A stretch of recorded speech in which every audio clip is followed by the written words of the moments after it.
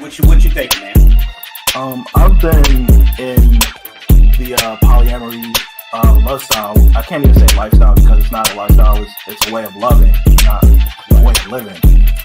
I've been polyamorous for about 10 years now. Okay. And the mindset for me is mentally, I think I've been polyamorous longer than actually practicing it because I've always felt that this like monogamy just doesn't fit for me. Right. I don't understand why I have to only love one person or why I can only show affection for one person. Where is this written? Why do I have to go along with what the societal standard supposedly is? Right. And then the problem comes when you love somebody too much. When you let yourself love somebody too much, and they don't love you the same. It's not even matter whether they love you back or not. They can love you back, but it's still unhealthy to love somebody that much. Which I understand that ideology of that. Well, I can't have. I might as well. I've been there. I know that. But at the same time, you have to realize, what your culpability is in a relationship going, however it went. You start thinking about, well, damn, I did this. So, you can love somebody too much. And then, see, this complicates things for us men because we already have a hard time forming those emotional attachments. You already told them, don't do this. The missing link to that goes back to a time before we even thought, why doesn't my father is that a protection for me? Right. Or is that the way he was raised? Or maybe somebody hugged him one day, a man hugged him. I'm not saying this is what happened, but I'm just saying we got but there are things that could have happened that absolutely that caused him to be the way he is. Made him feel weird, needed. Right. So the things that we think are sometimes a rejection or a lack make us in a protection. And most of the time they are like absolutely. But if we don't understand that, all we know is a rejection. You see, like what I understand with my father, men were going to jail, killing each other, and then now we got bisexual, then we got gays, now we got transgender. So with all of that going on, the purpose of that was removing the black man, the black male from the household. Okay? So with him not being in the household, she's getting the welfare, or she's out there in the workforce, forced to take care of herself, and if she have children, to take care of the children alone. Whether he's in jail, whether he's dead, whether he's bisexual, whether he's gay, whatever. The black male was removed from the home, and black woman was forced to provide for the children, for herself. You're missing one other thing that removes black male from the home. That's white women. Because after a while, it was a run on black men, white women. Yeah, white women. At one point, black men, they just had to have a white woman. No matter what their social economical status was, white women was the way to go. And so that pulled a lot of black men out of the house. Damn, I sure missed that. I mean, I know Rick James, I know, you did it.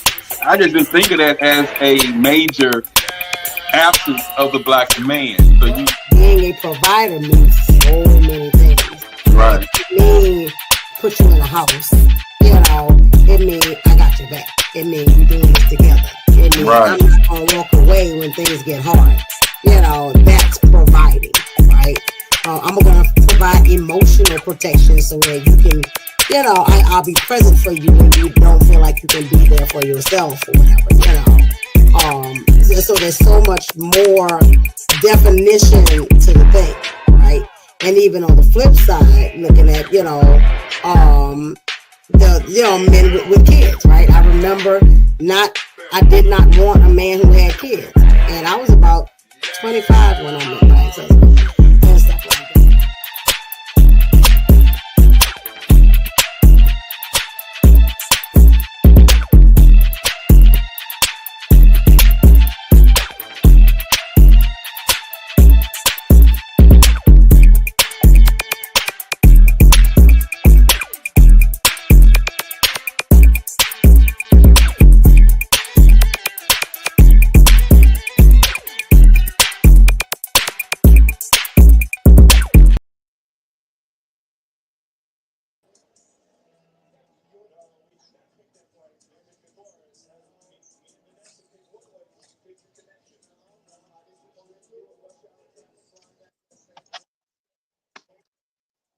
All right, fellas, we about to crank it up. What's happening with you? Speak on the podcast 2K25. What's happening with you? What it do? What's up, man? What you logging in like a late restaurant, ain't you? Just Oh open yeah, oh yeah. You know how we do it. It's open when you get ready, huh? Open when you get ready. Well, you give 15 minutes at least to let everybody know it's coming. You don't want to bust on and they miss everything. You know what I mean? Right. So that's just a little intro. You know I'm messing with you. No, I just I just do a little education every blue moon. You know what I'm saying? Mm-hmm. But yeah, what's been up? How everybody doing? Hey, doing good. It's the Eagle Day, man. What is the hump day? No, this hump day, ain't it? Yeah, you say Eagle Day. The eagle uses. They say the eagle uses. So what now? Oh, we lost you. Uh-oh. He paid his internet bill. Got all that money. Okay, they say the eagle used the shit on Fridays, though. Hey, man, you ain't pay your internet bill. You got all that money over there. You ain't pay your internet bill? No, I had to load 2 more pictures. Oh, okay. And if I didn't pay it, I had you to pay it. So if I didn't hit you up, that means I'm good. I got that though. I know it. That's why I say I hit you up. Hey, man, I learned a long time ago. If you act broke, always act broke. No, it's hard. Yeah, it's hard, man. Cause people be thirsty, boy.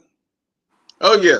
People think you the answer to they financial solutions. Well, most of the time you are. Oh no. Oh yeah, you Wallet Earth. I found out that didn't work for me. Oh, Wallet Earth didn't work for you? That didn't work for me. Hey man, I treat my I done got to the point. I'm like my daddy. You done gave up tricking. What happened to your money? That's my daddy. What happened to your money? So you don't trick no more. Shit, I ain't never tricked. Oh, okay. That's what's up. Oh shit, we live. We on the air. Never mind. We on the air? Yeah. Nah, hey, you don't. I won't hide when I say it. Boy, you wild. Hey, some people.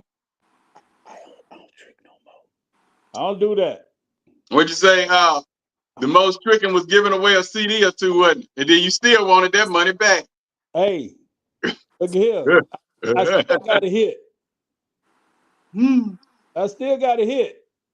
Oh yeah, you gonna hit. And I want my money.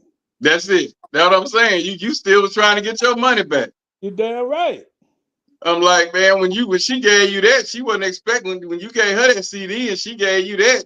That's supposed to be fair exchange, no robbery. That boy was still trying to get his money back. She owed me $40. Did you hit it?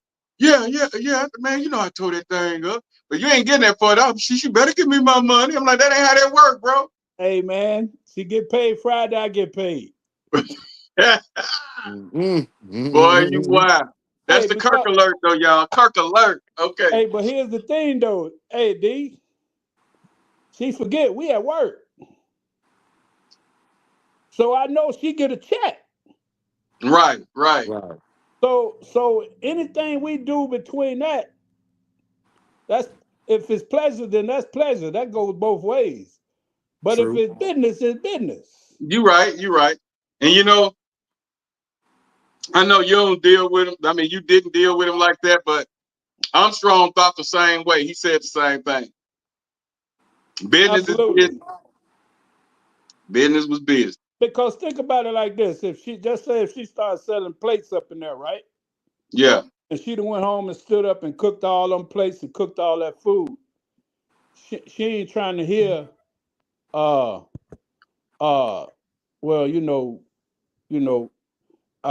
you gave me some good head or whatever. She want her money, man. Mm-hmm. Yeah, I don't know. They ain't never asked me for no goddamn money. Well, if she's selling plates, I'm gonna eat that plate. But see, then I went ahead and paid for the plate unless she offered me the plate. Now, if she offered me the plate, I took it. But if Right. she's selling plates, I paid for it because when I'm selling CDs, I don't want to hear. You don't want that cut. I don't want to hear. You remember I gave you that plate 2 months ago? Oh yeah, I mean that's one way to look at it. Right. But see, they would give them to me because I'm a promoter, and so I'd be like, hey, my girl got some plates. Go check out my little partner. She got some plates. Yeah. So they'd be glad to give me a plate. Absolutely. But we finna dive in. Speak on the podcast 2K25. I'm the host, DJ Black. I got my co-host George up in there, along with the Kirk. What's going on with y'all? Oh man, it's all good, man. We still along with the Kirk alert. Man, look. Hey, every day above dirt is a good day. That's right. Oh yeah. Now, it's been a crazy weekend, bro. No, it ain't. But it's just showed us who really in charge. Now, the thing that got me is number one is the draft thing. Yeah. With the Shedeur Sanders, man. Me personally, I feel like he should have played one more year of college, one more year with Colorado, get his stats up because there wasn't no other like standout quarterbacks left after the ones he was already competing with left and went to the draft. I would have stayed one more year, beat everybody in the league, worked out all summer, all spring, summer, and came back with a chip on my shoulder with something to prove, undeniable. But he wanted to get on out and explore the draft, whether it was him or his father, whichever way it went, and it didn't, work out for him. Number one, if it was the interviews, if it was the things he said in the interviews, that's one thing. And when you're a person of color and you have the confidence, because they call it arrogance and cockiness, but I go through that too, so I understand. If you have that confidence, you walk with your head up, you come from money, and you're a person of color, that's a problem. Well, the problem is when you're white, they call it confidence. When you're black, they call it arrogance. Right. And so that's what it was. And Deion being that father that wants this and that for his son. And I often think about you, Kirk, when I hear primetime confidence, love, and support for his sons, I see and hear you. You know what I'm saying? Because you the same way. Right. And y'all are passionate, you know what I'm saying, about these boys and their future. You know what I'm saying? Absolutely. And that's how he was, or he is with his boys. But the media took it where, and it's kind of like with you with Cassie Rose, your daughter. Right. With you with her. And her golf playing. Okay. You were going all over with her with the golf thing. You wanted to see her do big things with the golf. You that father standing on the sideline. You got a lot of input. You know what you want to do. You get up there, you talk to the coaches. Hey, maybe if they hit it this way, maybe she do better with this arm, and her stance is better that way. A lot of times, the coaches don't care to hit it. You know what I'm saying? Even though you know what's best for your daughter, what works best. Right. For her to get the best performance, or like Deion knew what worked best for his sons because he'd been coaching them since high school. But when you're a person of color dealing with a big league like that, where people of color are a minority, I feel like they have it's a slight problem with that. I'm not saying that it's racism I just say it's a slight problem with it. But you know, it seems like too they love to spread the narrative that black men are not there for their children. But when you see a black father there supporting his child, you seem to It's get a problem. backlash. I got two boys. I've always been in my son's lives, and even when my older son was younger, I take him around places, take him to do stuff, and folks would look at me like I was crazy and ask me, "Well, where's his mother?" It don't matter where his mother is. I'm his father. So there seems to be a little bit of a backlash against active black fathers in the sense that, yeah, they love to say we no good, be this, be that, but when we there, we still get the same kind of shit. Just like even with the Sanders thing, they still had to bring up the ex-wife, gave him the side eye when he said something. They still had to insert a woman's action in it. You know what I'm saying? Emotion. So I just feel like, kind of like with the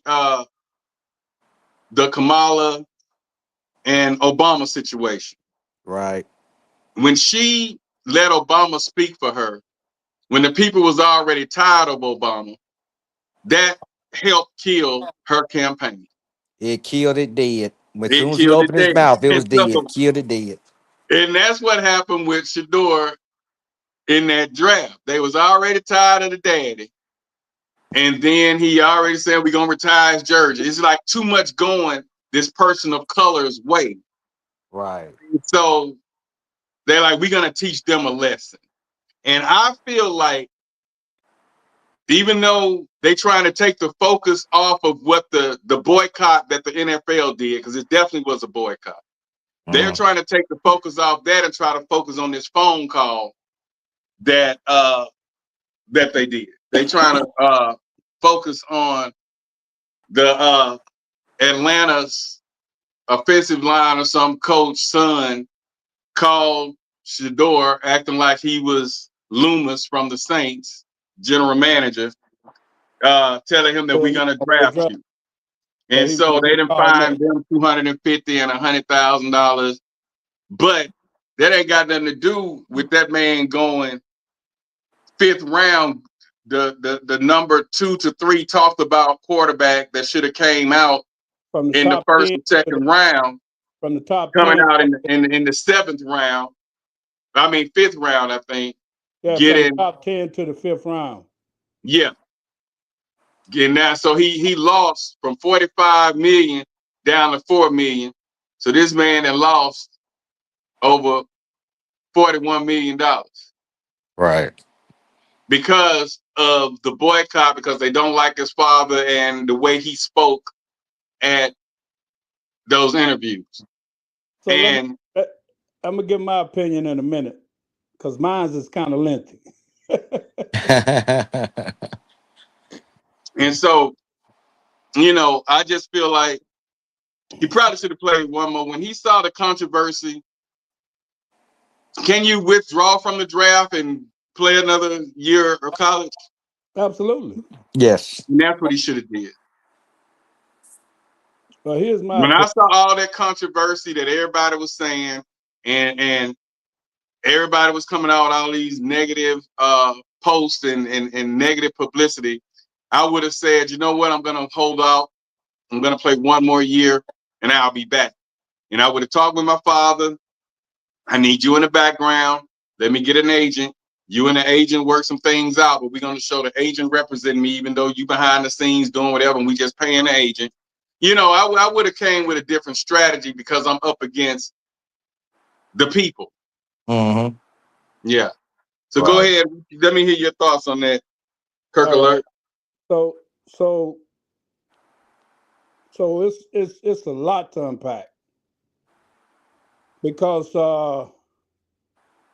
you have to understand all the owners, all of them are billionaires, and all of them are over the age of 60 plus years old. So they've been hiring niggas for a long time. They specialize in hiring niggas. They specialize in hiring black people to put into the NFL. And so when you're talking about you getting ready to give any player, black, white, or whatever, but especially a young black man, a certain amount of money and put him into a league that that's filled with revenue. Okay. They hold all the chips at the table. So you can best believe there's discussions that was had about this young man in an owners meeting. And unprivileged to them, they're not going to hear what goes on in that meeting. And I'm sure there was some discussions about what happens if we hire this young man for our team. What's his father? Is he going to be coachable? Is he going to listen to us, or is he going to listen to his father? He's got a very strong father. Plus, he don't really need money. He's already got money. He's already got a name associated with him. He's already got a brand associated with him. So is he coachable? That's one thing. Because talent-wise, the numbers say that he's better than all of the people. They picked 5 quarterbacks before him that he was better. At least 3. Just say if he's not better than all 5, he was definitely better than 3 of them, right? Right. But they picked these people before him. So that would in itself tell you that they're looking at something else. They want to make sure that there's no mistake. We own the table. We invite you to the table. You don't just get to come here. We invite you to the table. You don't just decide what you want to do. You take the same situation, a very influential father that had a lot of input on where his kids play and who he played for and how they would be coached. And he made no bones about it, and he didn't hesitate to tell the media and anybody else that listened. Archie Manning did the same thing with the Manning boys. Right.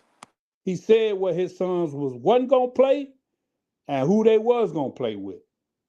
And if a certain team selected him and he saw he wasn't going to let his son just play for anybody. Deion got that same type of influence over his kids, but it's viewed different, simply for race and because Deion rubbed a lot of people the wrong way. And he went on one of the national talk shows and say, hey, I'm not going to let them handle my son any kind of way. I'm not going to let them. If certain want to drop my son, I'm not going to let him play there. He said that. My brother told me it was, I think it was one of them young women who got a talk show that Deion was on. I don't know if it was out of Atlanta or whatever, but I believe it was because it's one of them shows my brother watched. Mm-hmm. But I just think it was way bigger than anything had to do with his arrogance or his skills and his abilities. Absolutely. This was deliberate. It was the same impact. It was kind of the same. Kaepernick. They did with Kaepernick. Right. We're gonna show you better than we can tell you. You can talk all of that shit about what you're gonna do and how much money you're gonna ask for and how you ain't gonna do this, that, and that. You don't run nothing. Mm-hmm. And then to add more fuel to the fire, they saying he lost the quarterback position in Cleveland to the white guy. So now he won't be starting. For me, the problem I saw with Shedeur Sanders in Colorado is that he just has such a poor offensive line. Yeah, I saw that too. He always seemed under duress, man. And they listen. They when you had when you had them two boys in Chicago, back to back.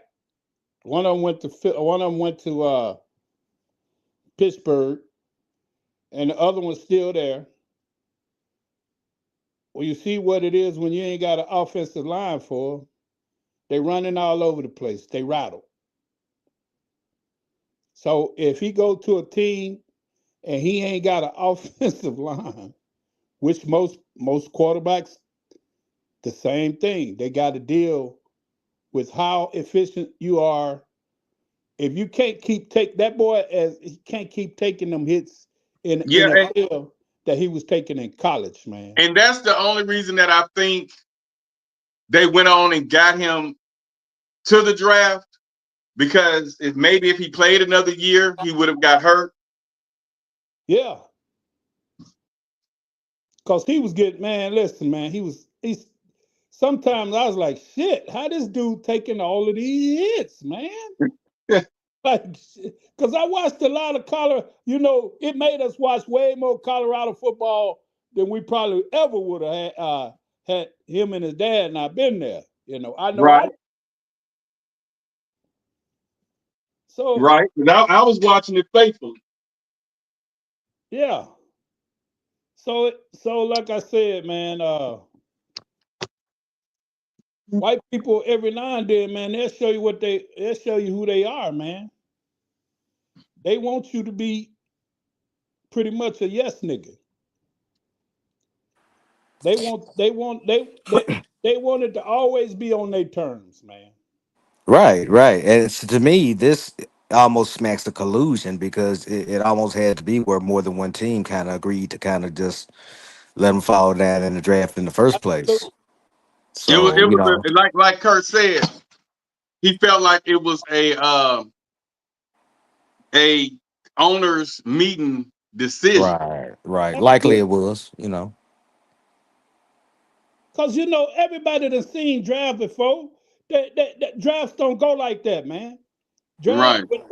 When especially when Mel Kiper been picking drafts for the last 20, 30 years. And he's always, that white man has always known who going where, and he outlined it way before the draft has even started, man. He started doing the draft.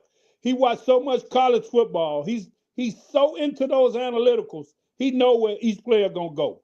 He able to call that shit. And he said, he said, I apologize to the family. He said, I ain't never seen a situation like this. He said, I've never seen a player who he said, I selected in the top 5 fall all the way to the 5th round. He said, it's just diabolical. I just feel so sorry for the Sanders family. He said that. So it just lets you know, man, them meetings, they've had meetings where they've even talked about wanting certain owners out. Remember that owner over there in Oakland? They wanted his ass out. And they got him out. And he ended up selling the team. Because them owners gonna stick together, man. It's like, hey, man, you running a bad organization over there. We losing money because of you, da-da-da-da-da. Your ass got to go. So don't make no mistake who running shit, bro. Well, I hate that happened to him, man. It is what it is. Hopefully he can next year he can opt to go somewhere else. I hate the Saints didn't get him. He would have been good over there, I feel. Absolutely. They got a pretty decent offensive line when they want to play. And I just feel like he would have been good over there, man. It didn't work. But shout out to Sanders, and I wish him the best, man. That was just foul. I just never seen that. It kind of felt like when we first seen Tyson hit the canvas when Buster Douglas stepped up there. You wasn't expecting it to go the way it went, Yeah. But and even that had a little controversy in it, And like I tell people, Tyson was supposed to lose in the ring and win on the card. It was going to be a draw, and they was going to make a whole lot of money on the next fight. Tyson messed around and heard Tokyo boo, and he jumped off that rope, hit Buster Douglas that one time. Buster Douglas hit the canvas. And if y'all go back and look at the video, Buster Douglas looked at that canvas when he hit the floor. He was like, man, this shit wasn't supposed to happen. And he looked around like, this wasn't supposed to happen. So he was like, hell, I've already heard him. He didn't knock me down. He going against what was said. Then he just went on, blah, blah, blah. And watched the end of the fight. After the fight, that interview, the commentator, him and Don King was mad. He was mad at Don King. They was into it. And the commentator, Howard Cosell, whatever his name was, he said, but what if you fight him again and it happens? He said, Tyson stopped him, said it's not going to happen again, because he knew that was a rigged fight, and Don King had talked him into getting that money. I feel like that's what happened with Shador. but now that I've told y'all the story, go back and look. And then it's a guy who into the bets that was telling the story, a white guy from Vegas, and he was telling the story, but they took down a lot of his posts, but there's one more still left where he was talking about that fight was rigged. Was supposed to make money. Here's another thing too about that Tyson fight that people forget. It was in Japan.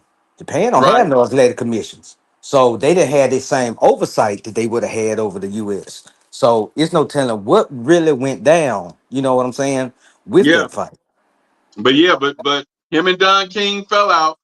Right. And when they were talking to Tyson, he was like, it's not going to happen again. And he wanted to say so bad what had happened, but he couldn't.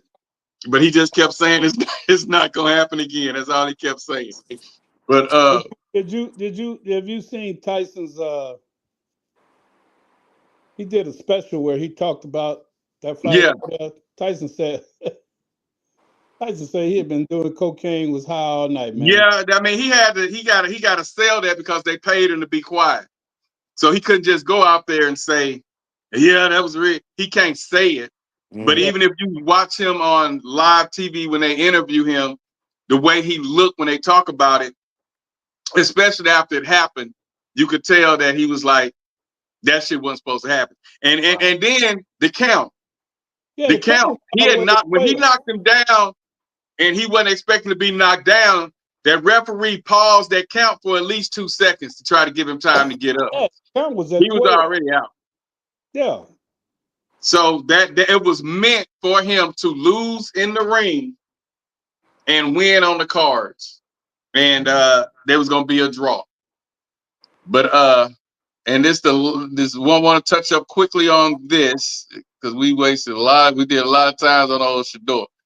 Man, we gotta talk about old Man, what the hell they got himself into? What they got himself into? But what I've read that happened was she wanted to have a baby by him. He told her he wasn't gonna have no baby with her. They got into it. She went to Houston, got with that attorney dude that tried to get Jay-Z now, you know, and they put the shakedown together to get $50 million from him, and they gonna split the $50 million. Right. And now that story, I believe that. Right. And they, you know, and I know Kurt know this real well. You have certain women that likes pain, that likes S&M, that likes the chains, like to be choked, like to be spanked, like you to get a whip and spank them or something. They like aggressive sex. Very true. Very true, gentlemen. Very true. And I think she was into that. Unc was fascinated by that, and they had what they had. And they keep playing this little audio where he's saying, I'm gonna choke you, and all that, you know you want to be choked. Well, I don't think I want to be choked. Well, yeah, you ain't gonna have no choice. Okay, now, when you're into that type of sexual lifestyle, the word choke could mean fuck. Yep. Right. You know what I'm saying? That's how y'all talk to each other. Right. You know, that word choke, just like many people who have a significant other, or spouse, or cohabitant, somebody that live with them, that's their sexual partner. They may have certain terms. We going to do some mixing later on tonight. I gotta do some mixing tonight. That may mean he know that she ready to have sex, or vice versa. So I feel like that choke you and you ain't gonna have no choice. And what if I'll choke you there? I'm gonna choke the hell out you. That if you say it again, I'm gonna choke the hell out you. And the way he said it, it wasn't like he was just ready to beat the phone down. It's how you would talk to your mate if you guys were If y'all talking. like that. Yeah, Right. that's how y'all are, you know. Like oftentimes I'll be like, bitch, shut up. She know I'm not really calling her no bitch. Yeah. Right. You know what I'm saying? It's just yeah, it's just good. If you say that, you gonna mess around and get skull drugged. Now you know damn well you ain't gonna take her head, put it on the concrete, and drag her. But that's just the saying that, and it could have been a video y'all watch where somebody used the word skull drug, and it's a hidden message between y'all. But you know what you have in this situation with Unc is that you have a situation where you have a athletic older black man and a young white woman, and you know they're gonna when they go to court, she gonna be looking like a 12-year-old, and they're gonna paint him as this big abusive person. That's just the Yeah, and narrative they they gonna have want her to dressed create. in Poe too. She probably have one Right. of them little white house, little house on the pier, little white long sundress with the little Oh, bit of different color flowers on. they gonna have her in a full Latter-day Saint starter set, everything dressed down past the ankles, everything. She's just gonna not look at the camera, look down, do whatever she got to do Start to get that crying. bag. Right, start crying, yeah, all that. Man, let me tell y'all what's really going on, man. All them have, man, that Unc been dragging that girl for years. And all them have, man, she been taking BBC, she been getting beat down for years. Now she got people in her ear talking about, hey, you ought to be living like this. You ought to have this amount of money. You ought Yeah. Unc ain't getting it to her like that. So now she got to come up with some way she got to get some money, man. What? Because here's the thing: she done wore out her mileage. She done had her gun beat down with so much BBC, it looked like a flat tire. So now they There say, you well, it's go. time for you to get paid. She worried Unc gonna get bored of her, and he eating them rolls like they hit like they skittles, and, Yeah. and he got other people lined up. So I'm telling you, that's the same thing that happened to McNair, man. Right.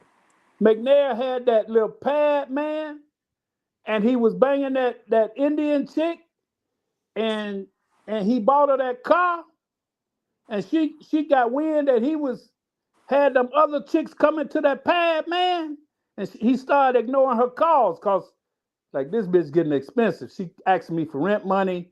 She asking me for car notes. She asking me for this, and she getting too expensive. So he started weeding her out. That bitch took that gun and shot him and shot herself. And Right. this chick was starting to get expensive. She And started, worrisome. hey, I Yeah. need more. This what you giving me, that was cool then. I was fascinated by all the wood and all the fun, all the shit we doing. I ain't fascinated no more. I want to do other shit. I gotta look out for my future. Cause who gonna want me after you? What I'm gonna do after I've been messing with somebody that's got paper like that? Right. Right. Well, they say she tried to get a baby by him, so you on the right track. Right. Absolutely. Right. Absolutely. Because if she would have had a baby, that would have been financial security, so he wouldn't do that. So she got to get paid by any means necessary. But at There the you same go. time, though, I can't be mad at her because he ought to be smart enough to know that game. He ain't new. He He ain't should have young. got Yeah. paid first. So why y'all victim blaming though? Why y'all the girl, See, and see, something AJ, really AJ, There happened? you AJ, go. There AJ. go I was just AJ. saying, AJ, What's AJ. happening, AJ? Hold There go on, AJ. hold on 1 second, That AJ. I girl was just said something really did happen. right. Well, I was just saying, AJ, AJ in the that building. right. I was just saying that we shouldn't necessarily be mad at her because he has culpability, because him being an older man, an established man, should know the game anyway. Anyway. Yeah, he know what's up anyway. And mama would say she can't use your comb, don't bring her home. No. What's that light skinned girl? What's that light skinned girl? You got that problem that there is an issue that black men and white women just don't post to mix.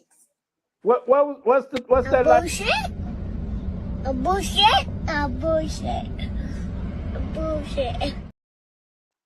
What's that light skinned girl that why they supposed to blend? What'd you say, Kurt? I'm playing devil's advocate because I don't care. AJ don't care. Let's be clear on that. But what I'm saying is, every time a black man get some money, go get a white girl, I ain't saying, he a broke, she a gold digger, but she bullshit. A bullshit. A bullshit. A bullshit. Hey, what's that girl that was? I'm gonna get you. Oh, she on camera now, DJ boy. Black. I'm gonna have to get you. See, you make me have to come on camera and show my natural black A-square subs at my ashtray, and I'm gonna have to get you. Bullshit. No, it's not. What you saying, Kurt? Hey, what's that girl, that light skinned chick, man? She's real attractive, man. She kept getting back. She got pregnant by them NBA players, and she was talking about how stupid they are. And they are stupid. They are stupid. I know what you're talking about. I can't think of her name. Yeah, she was going on because she went on a lot of podcasts. She was just putting them young dudes on blast, man. Right. She said, "Oh, I'm gonna get 100,000. I'm gonna get such and such." And she's getting, I think she had a baby for I think that's what I'm saying. You gonna let somebody with some money dog you out and wear you out and take you to and use every orifice that you got or every hole that you got, then you need to get paid. Pretty much. That guy because here's the thing. Though. She should have got her purse first. Why? I don't know what AJ got. Because here's my thing. I kind of agree with AJ a little bit, because here's my thing. Is men I don't. What the hell are you getting out of it that I ain't getting out of it? Because here's the thing. What? The men end up being what? The men old as fuck. She young as hell. Just that alone, he need to be paying her. And she laying up busting nuts like I don't know what. She ain't getting them nuts and from no white boy. And he going in every hole. Right. As he should. Wearing her the fuck out. Wearing her out. She ain't gonna be no good. No use for nobody. Hey, she thinks she can take it, so let him get it to her. But here's the thing about that though. That's her fault. If you an athlete and you older and you got money and you see this young 23-year-old white girl and you don't understand what the game is, you just a damn fool. So you deserve to get took. Take them for everything. That's what's up. You need to know better, man. Because he knew the game. He should have played the game. When you want to play, you can't play one side of the court and not play the other end. You can't just play offense and not play defense, baby. You can't just play defense and don't play offense. You got to play both sides. So you can't just say, I want to reap the benefits of a young chick, but I don't want to pay out my pocket and do what I got to do to keep. Over here, nickels or nothing. Nickels or nothing. That's it. Look, he knew what was up because he was going to pay her anyway. He knew what was up. He was going to pay her anyway, but she wanted more. See, that's what it was. He knew the game. No. It ain't so much as that, y'all. Let me explain how. Okay. Time out. Hold on. A bullshit. A bullshit. A bullshit. Okay. It doesn't work. This what happened. Y'all, I get it, and you on the right track. But it ain't so much as he knew better and all that. Yeah, he should have expected that. But like Kurt said, he been dealing with this girl for years. Okay, at least two years or whatever. Absolutely. So he didn't think Come on, man. Come on, man. If he didn't think that, then he a damn fool. I knew that when I was 14 and 15. Girls back then were trying to set boys up. And you mean to tell me this nigga got money and all this stuff and he don't know the game no better than he a damn fool. And you trying to sit up and say he didn't know. He didn't expect that because come on, man, for real. Why not? Come on, D. Come on, bro. You mean tell me that man he been an athlete for a long time. He been in the spotlight. He don't know the game. He wasn't expecting her to do that. Shannon has had tryst after tryst after tryst with woman after woman after woman. You don't think he know the game? Hey, man. He didn't expect that from her. And you could tell by the conversation that they have on the phone, he thought he had him a genuine, down-to-earth. That was messed up about him for real. Then he a damn fool then. He ain't know no better. Then he about him for real. Then give me his show because he don't need one. If he thought that, then she thought she had something real genuine too. What a ring at? Uh-oh. Well, you ain't got to put no ring on it. I mean, she was getting you know what? You want to wear me out and you want to wear me out and fuck me up for the next nigga and you can't marry me? Hey, that go back to y'all giving up your bodies to every Tom, Dick, and Harry, and then mad because a man of quality don't want to marry. But he not a quality man. But if he gonna do it, he might as well get paid. That's what I say. Might as well get paid. Hey, I'm like that. Good for the goose, good for the gander. That just go both ways. I'm just gonna be real. I'm just gonna do it. I wouldn't have fell for no shit like this. I mean, because I'm just saying. But I was gonna tell y'all the reason that he was gonna go ahead and pay the girl. The reason that celebrities and people in the spotlight go ahead and just settle things is not all the time that they're guilty. They just want that shit to go away. They just don't want to go away. Yeah, they want that shit to go away. So they say, so when they say, okay, what you want? I can give you this, I give you that. Because you come with that bullshit, you done hit the social media with it, you got you an attorney, you got me out here looking crazy. How much do I need to pay to make you just sweep this motherfucking shit under the rug? And he finna learn the hard way that it was cheaper to keep her. It was cheaper to keep her. AJ, he ain't finna learn. I tell you what, he gonna do the same shit again. He gonna do it again. 3 years from now, you be hearing about the same stuff again. I got a feeling that he gonna beat this one, but I think more women finna try to jump. You know how y'all black women do. More women finna jump on the bandwagon. Wait a minute. This is a whole white woman. Why you bring us black women? Because I know how my women are. Here. A lot of y'all finna jump on the bandwagon and join that Me Too bullshit. That Me Too. I see some girls on. A bullshit. A bullshit. A bullshit. That Me Too bullshit. I hate that Me Too bullshit. And that's what y'all finna jump on. That's what y'all finna jump on. Watch, you're gonna see other women popping up with that bullshit. Watch. It may be if other women pop up. Black woman ain't gonna let that white woman get that money. It may be some validity to her story if more than one person saying the same thing. Nah, come on. Yeah, this. God damn it. You can't make this shit up. You just full of them tonight, ain't you? Just got them on deck. But you want to take the women's side. You know, goddamn well. I'm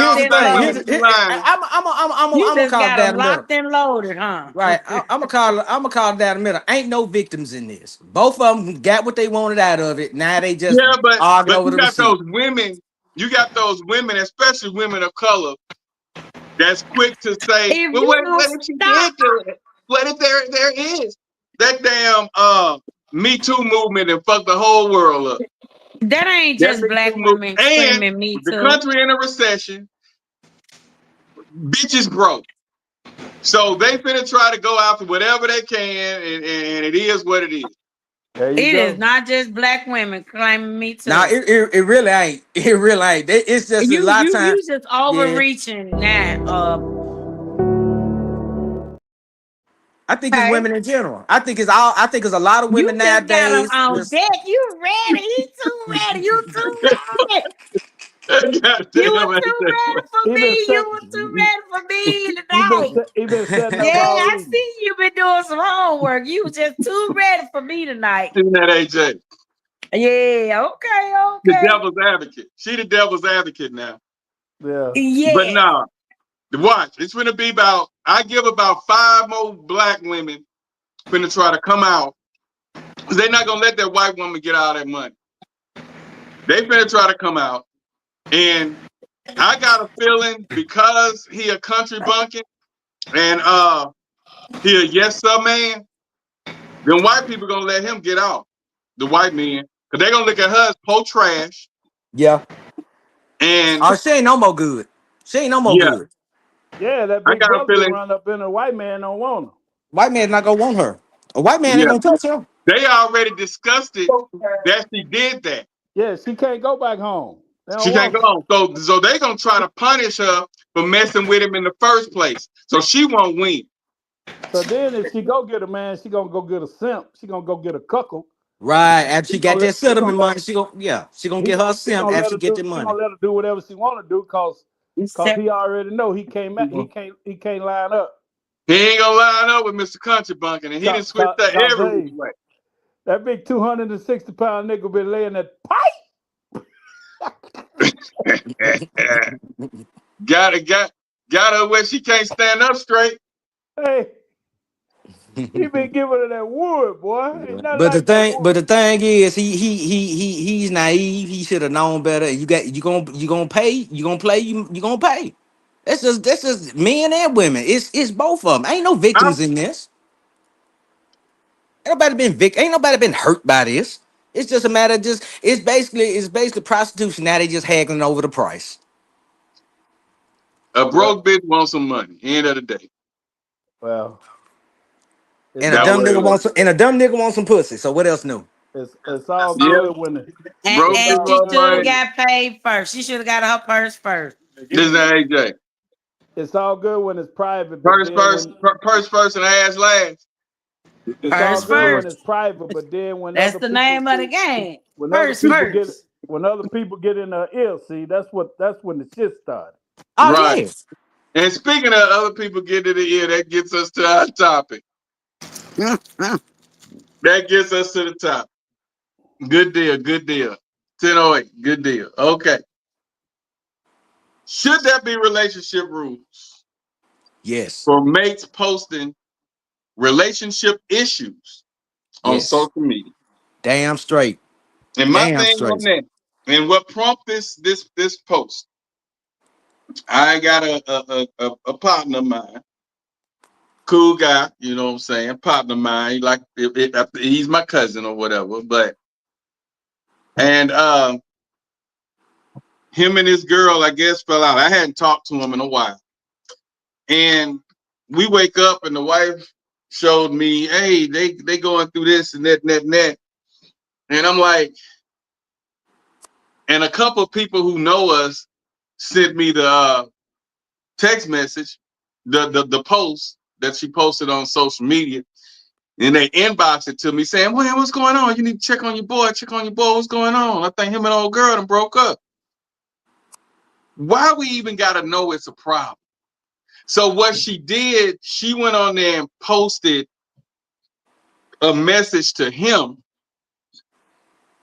on her page on social media. Right. And my problem with that is, and like I used to tell people when social media first came out, and they get on here talking to their ops, whoever they supposed to be fighting. Yeah, bitch, when I see you at the such, tell her that. Inbox that to her if you don't have her number. Why are you putting it on social media for us to read? We don't give a shit. So she bashed him on social media, and I guess now they're broken up, but we weren't supposed to know that. We were supposed to find that out through him call and say, oh yeah, you know, I ain't with old girl no more, the way we used to. Right. Why people take their problems, especially relationship problems, post them all over social media? Because they want they want an amen corner. They don't understand. They think social media is real life. This shit is fake as hell. Man. They need a cosigner. They need somebody to say, yeah, girl, you right. They confidant is social media. Then you can tell first thing a woman do. First thing a woman do when they have relationship issues, they run to social media and then they want to post a thirsty ass picture. Whether they in the gym, you gonna see her ass shot. She gonna turn around to the side, show her ass taking a damn selfie. You know, and to me, that's a disgrace. That's a disgrace. I wouldn't do it like that. And then both of them we done, and I'm single, and I'm this and that and that. And I always tell people, and I preach to them so much, never make permanent decisions under desperate situations. Well, let's go before that. How about this? Let's start at square one. Let's not even put your shit on social media. Don't put none of your business. Like on mine, I got that I'm in a relationship and who. But I'm not going to put my business on there, good or bad. People put too much of their stuff on social media and then be surprised when they get repercussions from it. So just like I'm a private person, and it's just some things that's out of emotion. People don't have no self-regulation. Right. And they think that social media, they psychiatrists or therapists, I don't know. Or they looking for validation. Right. And that's why a lot of people use so much social media, because they ain't got shit going on in their real life. So that's the only interaction they have. They ain't gonna go and talk to somebody. It's attention seeking. Right, it's attention seeking. You know, I mean, that and right, lack of attention. And I feel like lack of attention. That's a cry out. Sometimes that be a cry out for that woman who already got somebody she's seeing, or that man who has somebody he's seeing, and they're convincing them people that it's over. You know. Yeah. One day, who you trying to convince? One day, whoever they message with. We welcome Austin to the stage. How you doing, Austin?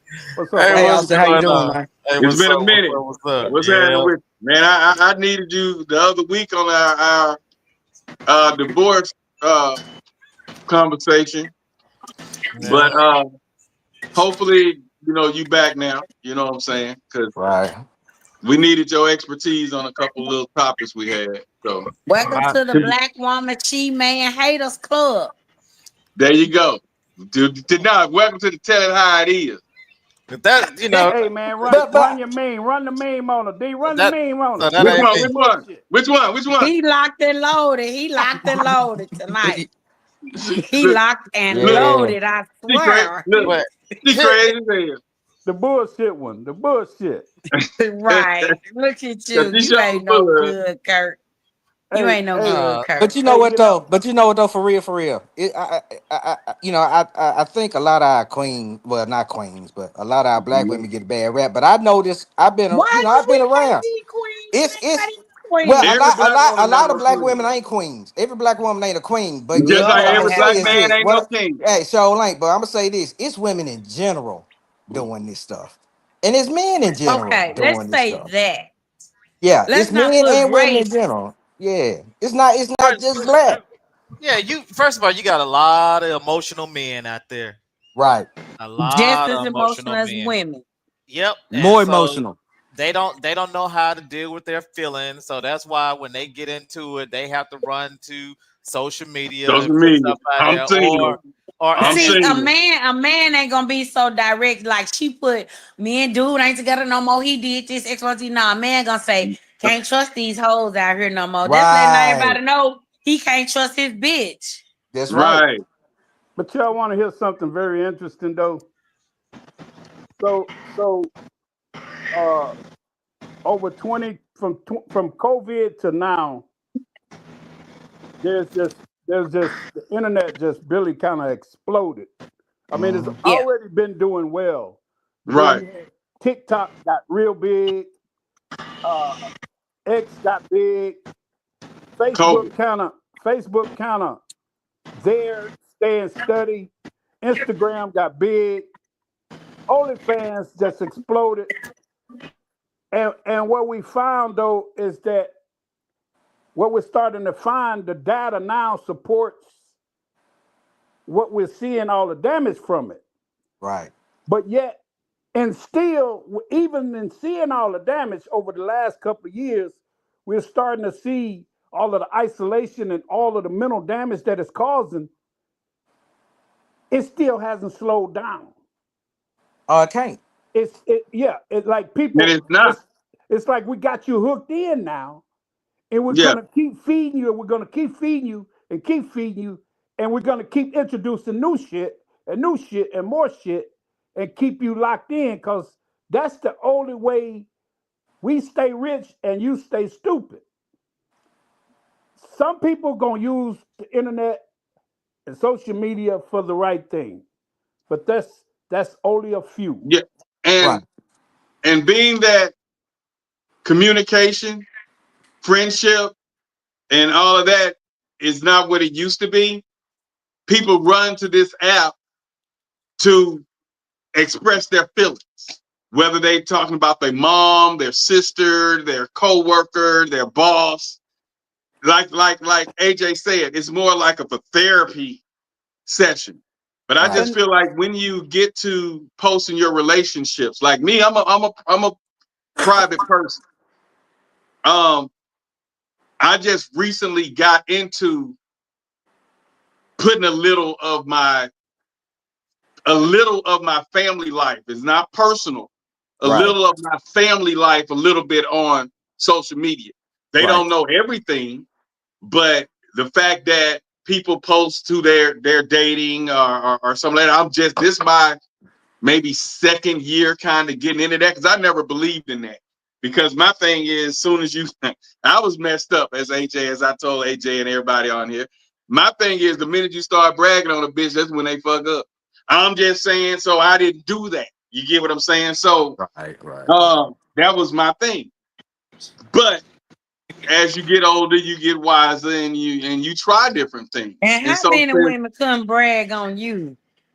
Say what? How many women couldn't brag on you? If they had to put your picture up, everybody be on the comment, girl, I know him. No, because the difference in me, AJ, is I'm well respected. So even if it was, they would text my phone or inbox me and say, I see your bitch posting your picture now, so that's who you with. They're not gonna do that to me in public. You think Unc was talking about choking that girl? They didn't play with me like that.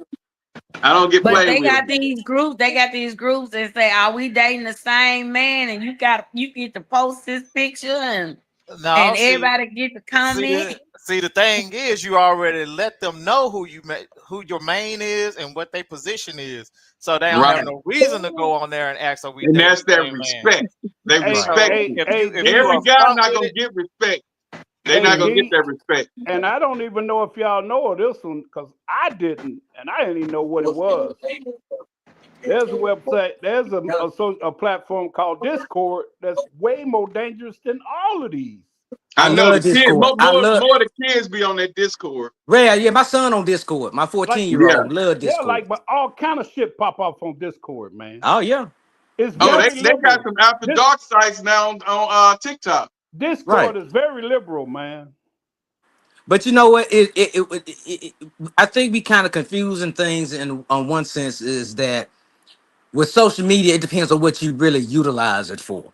And everybody's going to use it differently. It's just like a car. Everybody shouldn't be driving a car. Everybody shouldn't be on social media, because everybody's not emotionally mature enough to have this sense of discernment where hey, I'm dating somebody, but I don't need to put everything. I don't need to go in there and say the bitch forgot bread, fuck her. I don't need to do that. But do we got enough regulators? Do we got enough regulators to watch that? Because you got to self-regulate. And you got to self-regulate. That don't know what's going on, man. And this kind of off topic, but I'm gonna bring this up too. The generation today, the new generation from I'm gonna say the last 5 years, maybe, they're more brainwashed through social media. True. And through what they see on the internet compared to what we were. Right. When we grew up and we hear Snoop Dogg saying he did this, murder was the case, and we know he just rapping for entertainment. He describing the scene. When we hear Boosie talk about he did this and that, we know they just rapping. When we hear different artists rap these graphic scenes. We still went to school, we still ate, we still went to the park, we shot ball, we had our girlfriends. That didn't fade, that was just music. This new generation that we face with now believe anything they see on the internet. And it was spoken years ago that this was gonna happen. Yeah. That's why they had those commercials saying, oh yeah, let me guess, you heard it on the internet, so it gotta be true, right? Those commercials way back in the mid-90s. But you know what? Oh, but you know heard what? it on the internet. So but how do you explain folks our age doing the dumb shit? Because it's more us doing it than young folks. No. I'm bringing that up to say this. I'm bringing that up to say this. And I need to do a TikTok post on this. Everybody mad because Drake got a little lawsuit going and it's against freedom of speech, this and that and that. We're in a different time than when LL Cool J was battling Kool Moe Dee, or it's a totally different time now than when MC Shan was battling KRS-One. It's not the same. We just heard the battles and was like, ooh, them lyrics tight. This new generation believe that shit, okay? So when he came out saying you a pedophile, A minor and all that, Drake was leaving a restaurant and the guy talking about I want to bust your head in. You know what I'm saying? Was threatening the man. So it's a different generation. So it's not the same. So we can sit back and say, well, they didn't do that when LL was battling Kool Moe Dee. Which is that when Nas was battling Jay-Z. It's not the same. This generation here is not the same, but yet they preach we need to change with the times. But they put a label on who's to change with the times. So we can't say that this man's house got shot up, whatever, people trying to fight him, and all that. So now that's defamation. And back then, MC Shan them and KRS-One and LL them wasn't making the endorsement money that the rappers of today are making. I'm a reference one of my favorite comedians, one of the greatest of all time, George Carlin. He gave a special. He said, what's going on, and he said this back in the 80s and 70s. He said, what's going on is the pussification of America, which means now when you hear something you don't like, you have to, you can say what you want, but you're not free from reprisal. And now people feel like I can say what I want and can't nobody say nothing to me. That's never been the case. You can say what you want to, but that don't mean the next person can come back and rebuke you or rebut you. And see, now everybody gets so butthurt, they so in their feelings, you think you can post anything you want, but them folks gonna comment on it. So if you're afraid of that, you just keep your mouth shut. People nowadays talk too damn much. They tell too much of their business on social media. Broke people don't understand, that's never been in the spotlight, don't understand what defamation is. No. This man could lose Disney endorsements. Nike had to get he just not getting his Nike and stuff back. So it's like what you say, public image is everything in this lost generation that we're in now. Your image is your money. Trolling generation. Somebody can throw up right now and you have to cut their throat. This trolling generation finna make a joke about it. Oh, he was shaking and he was he was like he was doing electric slide. They gonna say whatever because this is a trolling generation, but they believe everything that you say. This generation, you're guilty until proven innocent. So when that man came out and said certified pedophile. When he came out and said that, that's like he knew something, but it's no records, no nothing. So when Drake goes to try to sue for defamation, I understand because I'm around these celebrities. My wife decorate for celebrities. I DJ for celebrities. Gucci Mane, Lil Boosie, I DJ for them. So I understand and I be in their circles for days listening to what goes on. So something with somebody calling you a pedophile in today's society will get you killed out there. Right. They don't play that. Well, what about him calling him a wife beater? A wife beater, look at Ocho Cinco. He's still doing his thing. A wife beater and a pedophile is not the same. It's not viewed the same. You look at R. Kelly and then you look at Ocho Cinco. Which one in jail and which one career over? So that's the difference. You remember they showed Will Smith, he's trying to walk up his hallway, and Jada was behind him filming him, talking. He's like, listen. Take him off social media. Yeah. He said, listen, my reputation is everything to me. Mm-hmm. I don't want to be filmed right now. You know, and she was just on. And look, and see, some people just don't get it, man. When you got other people paying you millions and millions of dollars for your brand, it's trying to tell her, listen, my brand is everything. I've done a lot of work to get my brand to where it's at. Exactly. But people don't see it like that, Kurt. Oh, he mad because he lost the battle. And he really didn't lose the battle, because if you go back and listen to the lyrics, the boy was spitting. He quit when he saw old boy was trying to throw the pedophile jacket on him. And in that last song, he said, well, when you can come back with some facts, I didn't know you was going to be coming back calling people this and that. When you come back with some facts, get at me. But other than that, you know, he got out and he quit. Same thing he did with Pusha T. And they gave Pusha T the victory. Pusha T brought out his son. It ain't that you hiding a daughter or you hiding a son. Not everybody wants their kids involved in this social media world. But here's the thing, though. We can understand. I think, well, we can't. Most people can't understand. I can see it on the level of a celebrity or somebody that's doing something where they have a brand or something lucrative. But see, we starting to see it with Pookie and Ray Ray and them. People that ain't got shit doing this stuff. I ain't messed about Pookie and Ray Ray. Yeah, but see, but it leads into the topic, because what I see a lot of times, like people that I follow on social media or friends of mine, I can tell when they have issues at home. Because they make it so clear, and I'm like, stop doing that. And look at that girl on there. AJ, look at that helper. She mad. She typing something. That little helper mad. So let me ask you this, D. You might know about this story. This happened in Shreveport. D, this happened in Shreveport probably about 3 or 4 years ago. There was this couple. It was this young lady. She was dating this guy. He was married. And she met another guy. She got tired of kind of dealing with the married guy. And she started dating another guy. Now, the married guy, he started having somebody watch her. Even though that's his side piece, he started having people ride by wherever she was, wherever he saw a car. Oh, I saw her with so-and-so and so-and-so. Mm-hmm. So what ended up happening, the married guy, his wife started calling the side chick. Listen, stay away from my man. She's like, I don't want your man. And tell him to quit having people spy on me and follow me around and yada, yada, yada.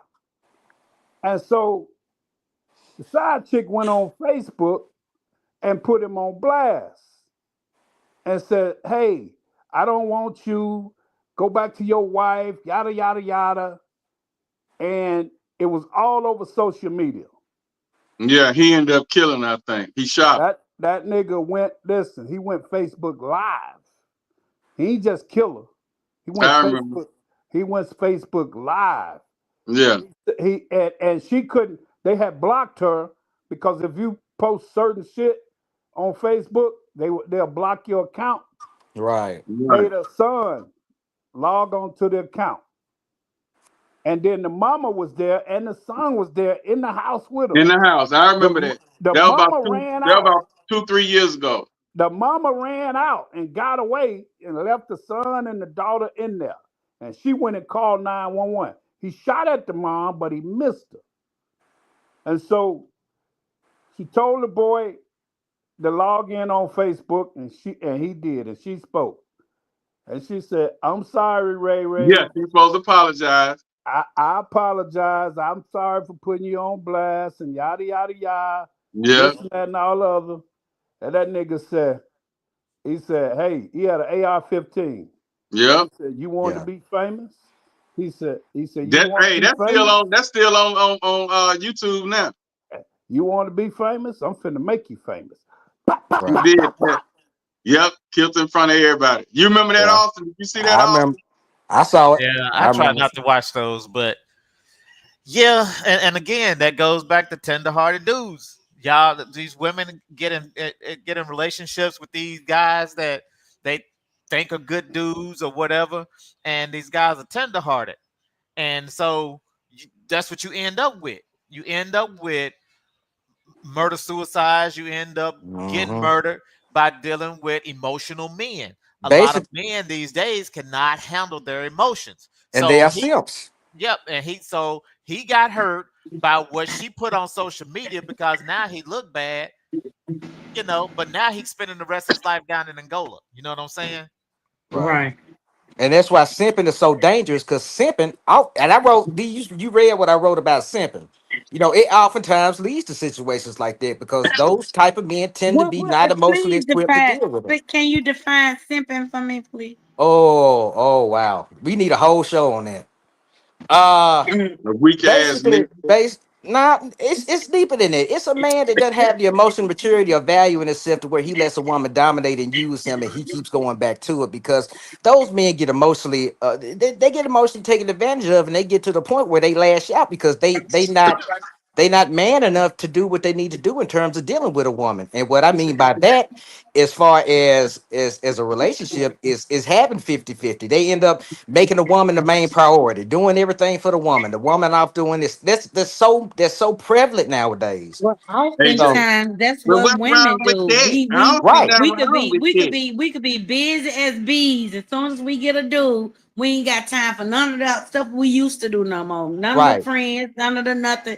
You know, so people do that. So what could you do to keep people from, I guess, displaying simp behavior? Well, the thing is, like I always say, before you get in a relationship, man, I'm not gonna take you in them little things tonight. I'm gonna have to shut you down. I'm finna come with me some memes next week. You know, the key, and women are guilty of simping too. But the key to ending all that and end a lot of stuff in relationships is that people got to work on themselves first. You got broken people, you got incompletely healed people. Ain't nothing wrong with a vulnerable man. Ain't nothing wrong with a man that shows his vulnerability. It's not. What's wrong with it is when he's doing it for a woman that don't want him. So what's wrong with it is when he's paying a woman to pay him attention. So here it is. Break it down. There are men that date outside of their zone. Learn what your zone is. And she know that woman ain't about him. He knows she don't really like him. They go right back to Unc and the white girl. She was out his zone. He should know what was up from the gate. No, she was in his zone. She wasn't out his zone. She was in his zone. A broke dirt road white.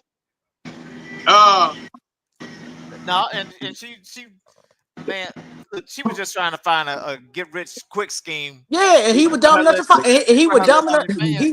But like she thought, let me get this dumb monkey to pay me, and his dumb ass fell for it. I don't have no sympathy for him. Take him. But that's like they say. She wanted a baby by him. When he chose not to do the baby, she went to Houston, hooked up with that attorney, came back and sued his ass. She played her cards wrong. She thought by now he was stupid enough to been pay her. And he didn't. Right. She played her cards wrong. She thought she'd either got pregnant by now. Because if you keep doing something long enough and you with a rich dude and you ain't living that lifestyle, like she's still living in the apartment and he living in luxury and she putting out like that. So what? Something wrong with that bitch. Hey, she was. AJ saying it should have been purse first, ass last. Hey, now look. She wasn't working that monkey right, or she wasn't licking his booty cheeks, whatever it was, right? Or he just got tired of it. She wasn't getting paid. She wasn't getting her money first. I got one daughter. My daughter grown. I don't want no baby. Yeah. You know, she wanted him to shoot the club up raw, and he probably wasn't gonna do it. Well. Stop writing on your hand. Oh, I'm sorry. But it's crazy, man.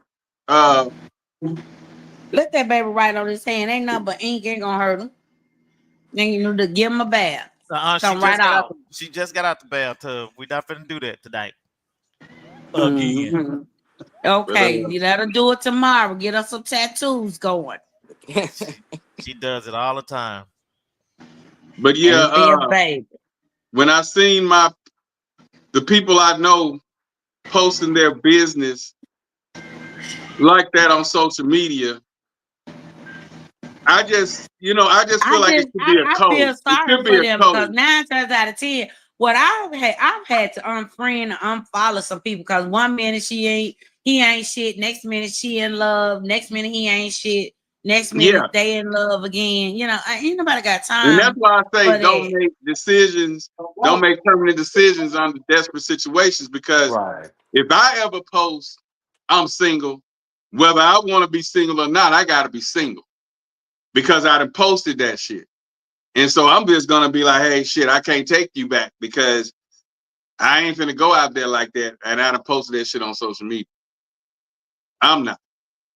So I think I play chess. So I think my moves through before I make those moves. And sometimes, fellas, you have to walk off from that situation. I'll be back. Hold on a minute. Let me think. Let me leave. That's why Pops used to leave the house and go to his mom's house, or leave the house and spend the night at a brother's house or a friend's house. Sometimes you have to get your head together to make sure that your move is your best move. Your next move is your best move. And making it when you upset is not the time to do that. I don't give a fuck about social media. I don't post shit. I don't give a fuck what nobody think on social media. Right. That's why I say if you ever see me post I'm single, just because I'm fishing, I'm looking for something, I mean that shit. And I'm gonna stand by that shit. And here's the thing, a lot of people media, I'm gonna ride or die by it. I'm gonna tell you something about social media. This is something my girlfriend reminded me of. Your jobs and stuff. If you go apply for a job, they're gonna check your social media. I found that out too. That they look at your social media. Mm-hmm. So I know somebody personally that was doing some challenge Lotto had out, and she was dressed in dancing like Lotto, and lost her job. Right. But and then the argument was that was in the privacy of our own home, but she had their jacket with their logo or whatever was in the picture because she was on her way to work and it was laying across the chair. Right. And she was doing her little Lotto whatever challenge, Big Mama challenge or something. And the company logo was on the chair because she was getting dressed for work. Right. And so they fired her. And I'm like, somebody, and I told her, I say, somebody had to see that on your job and told it because the video was a good video and they told it on you. They told the manager. Not necessarily, because HR, every so often, they will go and check your social media. You could be on job 10 years. They might say, let me check out, just like a random drug test. They pop you like that. I ain't know that. Well, yeah, they'll pop somebody you. Told. Well, usually somebody see it before they check though. Somebody, there was a sheriff in Colorado. Well, she had been on the police force for 15 years, and she was a good police officer. But they had a bad storm over there, and she had like $500,000 worth of damage on her house. Insurance wouldn't cover it, and she was about to lose her house and everything. And so she started OnlyFans, and she said within a month or two she was able to acquire enough money to save her family, save her house, get caught up, and the police station wouldn't have it. So she resigned. She resigned before. But, she made that much money in a month or two? Oh, yeah. Hell yeah. Yeah. Yeah. So she started, she probably had, there was another, the lady that was on that Sopranos, and she didn't even do, she did it so classy.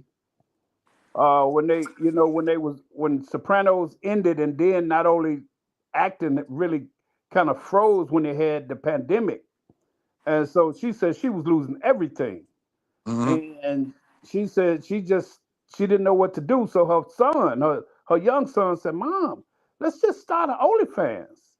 And so she thought about it just in a desperate. So she did some bikini type stuff, and just like instantly, overnight she had millions of followers.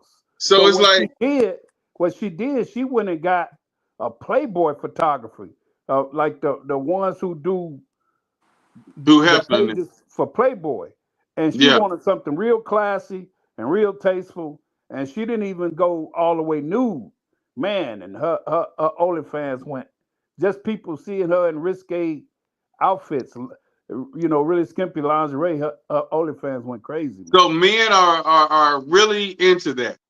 So let me give you some numbers. Yeah, I'm finna mess your head up. So it's 11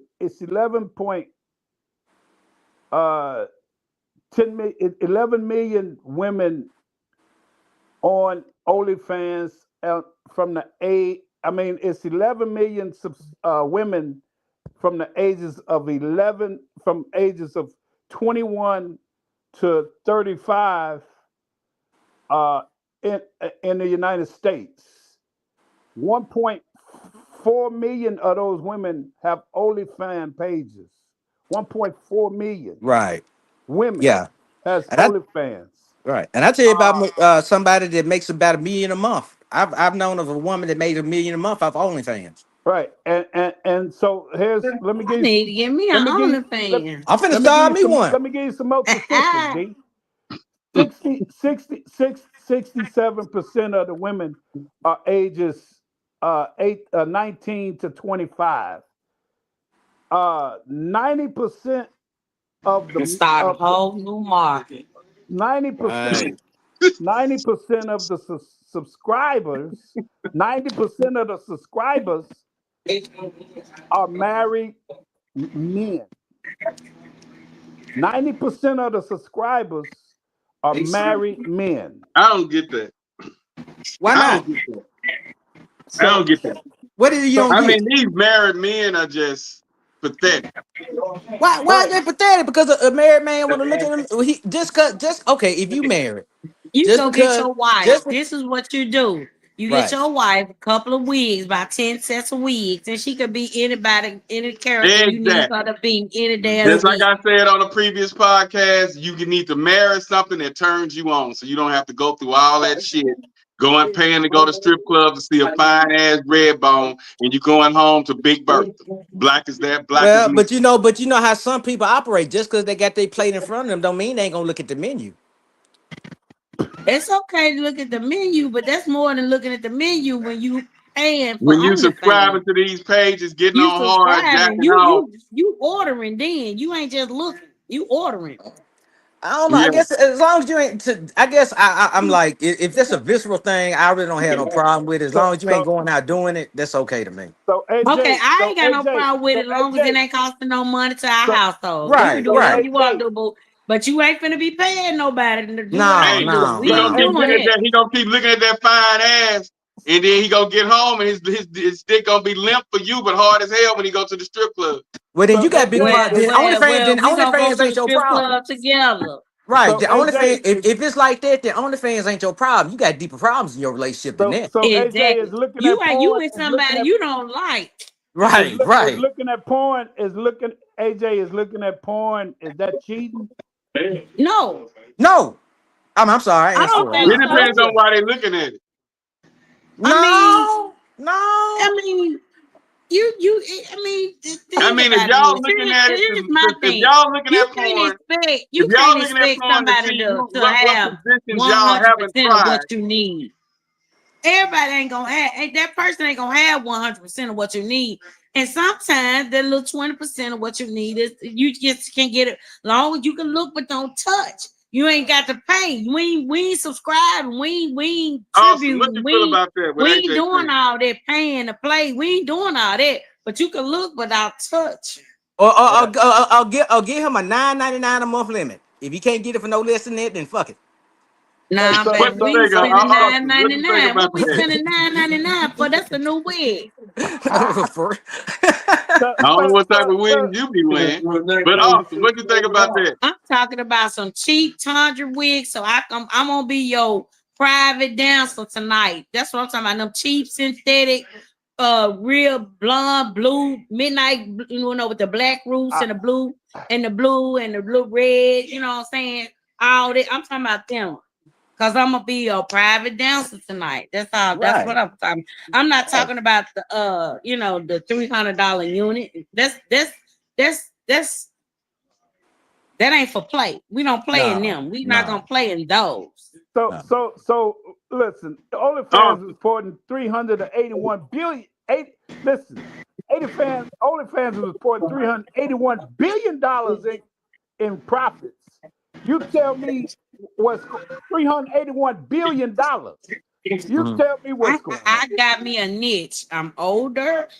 I got lupus. We gonna hook it up. Hey, handicap, everything for sale. Yup. It's a lot of dudes, and it's a lot of guys starting them OnlyFans too. Hey, like I said, I'm about. Hey, listen, you'd be surprised. You'd be surprised somebody will subscribe to you. You'd be surprised. Oh yeah. You really? Don't play with me like that, Kirk, because you're gonna have to send me out. I'm tell y'all something. Awesome. What you think about that, man? They got all kinds of categories. Anything you could think of, it's a fetish for. You name it, it's on there, D. Amputees, midgets, you name everything. Y'all don't know. I know. I ain't gonna even lie. They got the stats. Yeah. Hey, I stay in the mix about everything. I stay knowledgeable about all things, not just some things. I would too, Kirk, because that's $1 billion industry for real though. All jokes aside. They making money hand over fist. You know why I'm gonna tell y'all something. You know why they stopped making DVDs? Really, the truth in the industry? Because the porn industry moved away from physical media. That's what started all this streaming. Once the adult sites started streaming, you notice DVDs stopped being popular. That's how VHS took over back in the 80s. Yeah. You know, they say whatever new media format come out, I've heard this since I was in college. Whatever the porn industry adopts, that's what it's gonna be. Yeah. Well, what happened, and so now they streaming. Let me tell you why OnlyFans is so successful. It gave the content creator control. Right. The content creator only pays one. The content creator do their own lighting. They do their own sound. They usually get somebody to work with them for free because he's getting free cat or free dick or whatever, and they don't have to pay all these other entities any money. Right. They only pay OnlyFans a certain percentage. But you got some people got production and lighting. They take it serious now. Yeah. The folks that really make money, so it's all gamblers because everybody got a phone. You know, from the people use their phones as they recorder. Right. So if straight profit. Straight profit, man. You can start an OnlyFans DJing, whether you believe it or not. Right. Cause hell, I got a new phone now. I'm thinking about starting with a night. Y'all about to inspire me. Man, I'm inspired. Well, I'll do one and play sex music. I'll do one and play sex music all night. Well, you can teach guys. Well, you can teach guys how to DJ and start an OnlyFans lesson. That's OnlyFans guitar lessons. That's OnlyFans. It's just a platform. So it's more than just sex and nudity. Right. Huh? It's more than just sex and nudity. Yes, absolutely. Just like Patreon and all these other platforms. Right. And that go. Oh, I'm sorry. Go ahead. It's a little bit more secure. So where a lot of platforms like just say Pornhub, for instance, you put your content on Pornhub, everybody get to see it, and they get to basically see what you put out there before you get a chance to sell it. Right. Well, on OnlyFans, a lot of times you can't even see. All you see is like you don't even get previews on OnlyFans. They don't give you nada. They just try to give you. You have to subscribe to see anything. There you go. They just try to give you the allure that hey, if you sign up, what they'll do, they'll go to Reddit and they'll put all the information on Reddit and on X, and that make you like, wow, I got to go to an OnlyFans. Yeah. I got to go to an OnlyFans to see what's happening. Well, when you go to OnlyFans, only thing you gonna see is what it costs to get on there. Right. Shit over there. Right. And so people be paying this $29.99, $39.99, $59.99. So now you done already got fired up from Reddit, and there's one more little website that they be on Red Gifts. Yeah. You go Red Gifts, Reddit, X, and they show you these little mini clips like 10 seconds, 8 seconds, shit like that. So now you fired up, man. I got it. Okay, I'll take that back.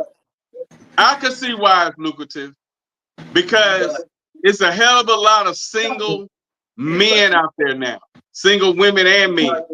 And but so he said the majority of the audience is married. Married, it's a lot of married men. That's what he said. Yeah. Hey, it's like this. So, just like with anything else, you go there, you gain your visual fantasy, and you come back and you play it out at home. Right. There you go. Whether she look like a lot of men's wives ain't gonna do what they able to see. Right. On there. So that's their fantasy. They get their rocks off, or they do whatever, or sometimes they introduce it to their wife. Or a lot of couples go. A lot of couples go on OnlyFans. A lot of couples go together. When I worked at you can watch porn together. Right. When I worked at I used to work at Platinum Rose in Memphis, a strip club. Man, we see couples coming there all the time. Married couples all the time. When you got to think about it, man. When you with somebody 15, 20, 30 years, man, things gets redundant, man. They just do. Yeah. We are visual human beings, man. We're auditory and visual. Women alike. Yeah. We are visual. What do you think about that, Austin? In 15 years, things get redundant and it gets boring, and you want excitement from someone else or somebody else. I guess for some, but if you truly cut for your wife or your spouse, then every moment is new and magical. Right. Just like when Ray Charles went on the stage, and old girl was like, "It seemed like you experienced something new every time." So it depends on how you like your mate. I agree with that. And now let me ask you this, Austin. This is a question that the panel was faced with last week. If you were told that your wife could not have sex anymore, period, will you just become abstinent and not have sex at all? Or would you accept her request for you to go out and find you somebody to be happy with, because she know she can't have sex with you anymore? Would you refrain from sex, or would you find somebody else to have sex with that she approved you to have sex with? My wife fulfills me whether we're having sex or not. Right. My emotions and love are tied into my wife, so it would not be the same or feel the same being with somebody else. No. You see what I'm saying, Kirk? I'm sorry. What if it was her idea, Austin? What if it was her idea, Austin? It's just her idea. I mean, I can decline. Well, let me say this. Let me tell you how I feel. But Kirk not married either now, Austin. Keep that in mind too. He just loyal. He loyal. He not married. Listen. It isn't. If my wife is substantially younger than me, and I think about the good times we had physically, and I know as much as we love each other, man, personally, me, I wouldn't want, like, I don't want her, like, if I get super sick and all of that shit, I don't want her having to wipe my ass and all of that shit, man. I just got certain things, like, I don't ever want to be a burden to her. I don't want to ask her to give up something that she wants if it means that to her. If I'm incapacitated, especially under certain circumstances, not just any circumstance. Don't get me wrong. She can't just go out there and just say, "Well, I want to do this because I want to do it." It's not what I'm talking about. On a certain he said that his dick fucked up. It had to get cut off, and he can't have sex no more. So he said, "Baby, go out there and find you somebody that's gonna bring you that wood, that's gonna make you." But here's the thing: if you married and you do that, then that means you ain't take your vows serious, because it'll be for better or worse. Hey, I mean, if you married, man, that to me that means something. Hey, I bet not hear none. I bet not hear nothing but bzzz. Yep. Oh, need new batteries. Mm-hmm. Curse say, man, fuck that. I want her to go get some dick because I'm damn sure gonna give me plenty of pussy. Hey, listen, man. Me, I'm at the age where I really don't need. I'm 63 years old. If I never got another piece of pussy in my life, it really wouldn't matter to me at this point. Oh, I can't do that. I'm just saying if. That's not. Yeah, right. But I'm saying if. But you know what? A lot of times it ain't up to me. True. Yeah. I got a certain level of control. Yeah. But it depends. But it also depends too on where you are at your point in life and what you experience, what your appetites like are. I say, Austin and I, and I said this on the last when we brought this up last time. It don't owe us nothing. Nothing at all. Sex, we didn't choose women for sex. We did that, man, shit, leading up to us finding, who we feel like are our persons. But so if something were to happen, I wouldn't be walking around here looking for somebody to have sex with, because that's not a desire of mine. That's why I say people need to marry people who they can have fun with, conversations, friends with. Right. It ain't all about that sex, man. It's cool. It's good. If you talk to divorce lawyers today, 80% of the marriages that are dissolved are by women, and it's because of sexless marriages.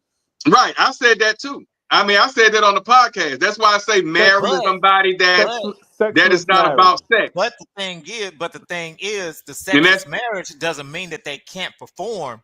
It's they are not performing. Right. Yeah. Women, and you know this too, Kurt. You know this too. Women will shut it down and start rationing it out to you. And a man saying, fuck it. And then that man working 24/7. They ain't got time to drill his wife when she want to be drilled. He drills her when he's off and when he have time and when he's not tired, not when she wants it. So of course, sexless relationships. If he too tired to drill, he better let her sit on his face and just move his head. Blah, blah, blah, blah, blah, blah. But the problem is that people don't even know what they're looking for. I'm with you. They don't know what they're looking for. A lot of people don't know themselves. That's why that man who working them double shifts, who working offshore, making 50K a year or 200K a year. That's why he's often being fucked over by little Johnny, who ain't got two nickels to rub together, because he ain't got time to fuck his wife. Same thing that Martin was saying in one of his stand-ups when his woman was messing around and he asked her why. He said, well, you just didn't have time. So, of course, I agree with the divorce rate because of sexless marriages being divorced. That's because that man got caught up in making that money, providing for the house, and didn't know how to put time aside to drill his wife. And it go both ways, too. That woman, I'm vice versa. So I get it. There's a lot of men out there shortchanging their woman, man, with these small ass penises, and then they can't even last when they do get the pussy. That shit is real, man. Right. And a lot of women say that they're not getting orgasms. So I get it. I get it. But there's a 20% that if every now and then God blesses someone. Yeah. out of 200 guys, he might hit that one, and that one got blessed. And I just never, the little lightning bolt every blue moon. They say that the sun shine on the dog's ass every now and Hey, then. hey, it's better to have and not need it than to need and not have it, ain't it? And I thank him. Hey, D, if I'm blessed, I can always back off a little bit. Boy, you stupid. But I damn sure I believe, and like you say, that the statistic, I agree. But that's why I try to preach to people: don't marry for looks, don't marry for sex, don't marry for money. All that shit can be gone at a blink of an eye. An accident could take all of that shit away. Because if they have one good accident, they can't work, the money gone, the face scarred up, and they may not be able to have sex. It's a wrap. That's a wrap, especially a man. And see, we talk about. It don't take much to fuck a man up when he can't have sex. Hey, the dude told me his wife wanted 12 inches. He said he gave her he fucked her 3 times with 4 inches. Hey, no. The best joke. No, I'm gonna say this. Then the best joke was Robin Williams. With what his name? The Baby Kid man. Robin Harris. Robin Harris. He say the guy went to the doctor and said, "Hey doctor, my wife say she gonna leave me if I don't stop stuttering the way I do." He said, "Well, why are you stuttering?" So he pulled his penis out and put it on the table. He say, "She said she like it, but she can't take all this. It's messing with her bladder, and she can't take all this. And so she gonna leave me if I can't stop stuttering the way I do." The doctor said, "All right, hold up." He went in there and he chopped off 6 inches of it. He said, "Thank you, doctor. My wife gonna love me after this." So he went home and then he came back. He tried to have sex with his wife. She wasn't feeling it because he cut too much off of her. She had started getting used to that 12 inches he had. So he went back and he said, "Hey, doctor, thank you for doing that, but she said she'd rather take my stuttering than for you to cut off what you cut off."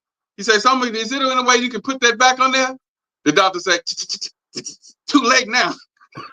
So he sold it on himself. But sex cannot be a vocal point of your relationship, man. If and a lot of us fall short in the choosing people for sex. The sex was so good, man. That just like the guy Sunshine on when he called Sunshine on Harlem Night. I'm not coming back home. That was a thing, that sex. But what happened when that person can't have sex? So in order for your relationship to be genuine, you have to be into that person for more than sex. And again, a lot of people out here, especially on social media, especially the ones that's really talking all that shit, they really are not in genuine relationships. They in it for alternative motives. They're not in there for the emotional stability or the security and the important things that's gonna lead to you avoiding a sexless marriage. Because when you get into a sexless marriage, that means something emotionally is falling off. That means something in a relationship is broken. They may be health related because we talk about accidents, but people get health problems. Right. Too, especially as we age and get older. So sex may change. What you able to do at 25, you can't necessarily do at 45 or 47. So you have to look at relationship changing in that way too. And then there gonna be ebbs and flows in your sex life. There'll be times for y'all getting it in every 5 minutes, and y'all may go a week or two or maybe longer. So you got to calculate for all that. So like you said, if your relationship is predicated on sex and sex is not intimacy, that's what people fuck up. They equate sex with intimacy. They not the same thing.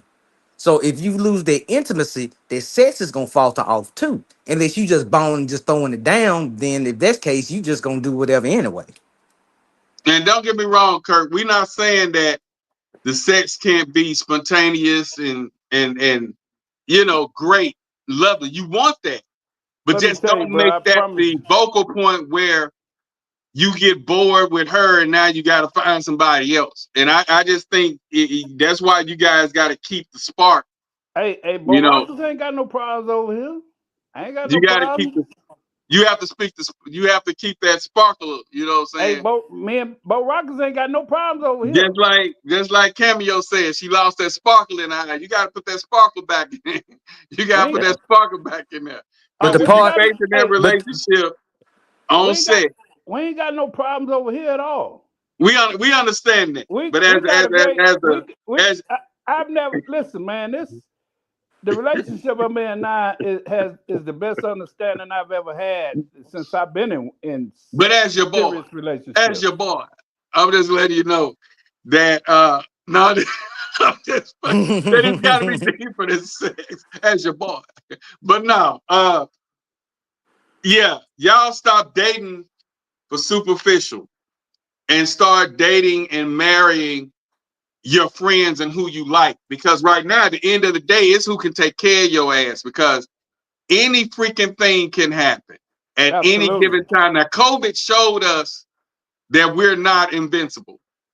So stop marrying these people. I call it the may as well. Well, we've been together for 8 years, we may as well. Well, we got 3 kids together, we may as well. Stop marrying for may as well and marry for who you want to marry. Yeah. There's somebody that you can, if you need mental stimulation, marry somebody that stimulates you mentally. If you need physical, you know. And that don't mean that's somebody that's just like you. No, you don't want nobody like you. Yeah, and because me and my woman is opposite as night and day. And I don't even try to. I can remember I used to wish she thought more like me, or in past relationships. Hey, Kurt. I wish she was more like this. That's what I was preaching to my previous co-host. I was telling him he wants somebody who into the same religion and think like he think and do what he do. Man, that ain't real. You want to meet somebody and you have your ways, she have your ways, and what makes you guys come together is the willingness to tolerate it. Well, also the thing is what you have is many problems in relationships, especially I'm in a relationship now, but 2 years prior to that I was dating. You got a lot of people trying to force compatibility. Somebody got money, so I can make this fit, or I can make that fit because he got money, and then you trying to force a whole bunch of square pegs around got a holes. person right here, right there, that can tell you about that. Grow to love them because the money they look good on paper shit, and that's why I wanted him on last week's. Go on, tell us about it, AJ. What you do? He's talking about Austin. He's talking about Austin. Y'all playing. That grow to love shit don't work because y'all look good on paper, man. And it took somebody who I listen to and admire to break that down to me, and I would never do that shit. Because I told him when he was in it, I was like, "Are you sure?" Because my first question to him, because of how their relationship was going, I say, "Do you love this person?" He said, "Oh shit, we can grow to love each other." And he was so confident in that shit, and it just didn't work. So that grow to love shit because they got money, they got education, and how their mama left them a 3-story house. That shit, I want to be happy.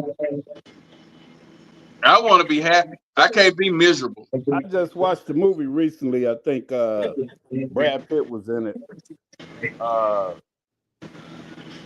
And Anthony Hopkins was in it.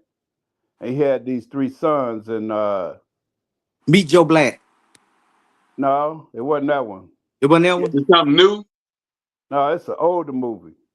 But anyway, he owned a ranch, and his boy Brad Pitt, all 3 of his boys, the youngest boy had this fine girl that he had just met, and he was gonna marry. Well, he married her, and then all 3 of the brothers went off to war. And Brad Pitt was supposed to watch out for the brothers. Brad Pitt was he was that guy.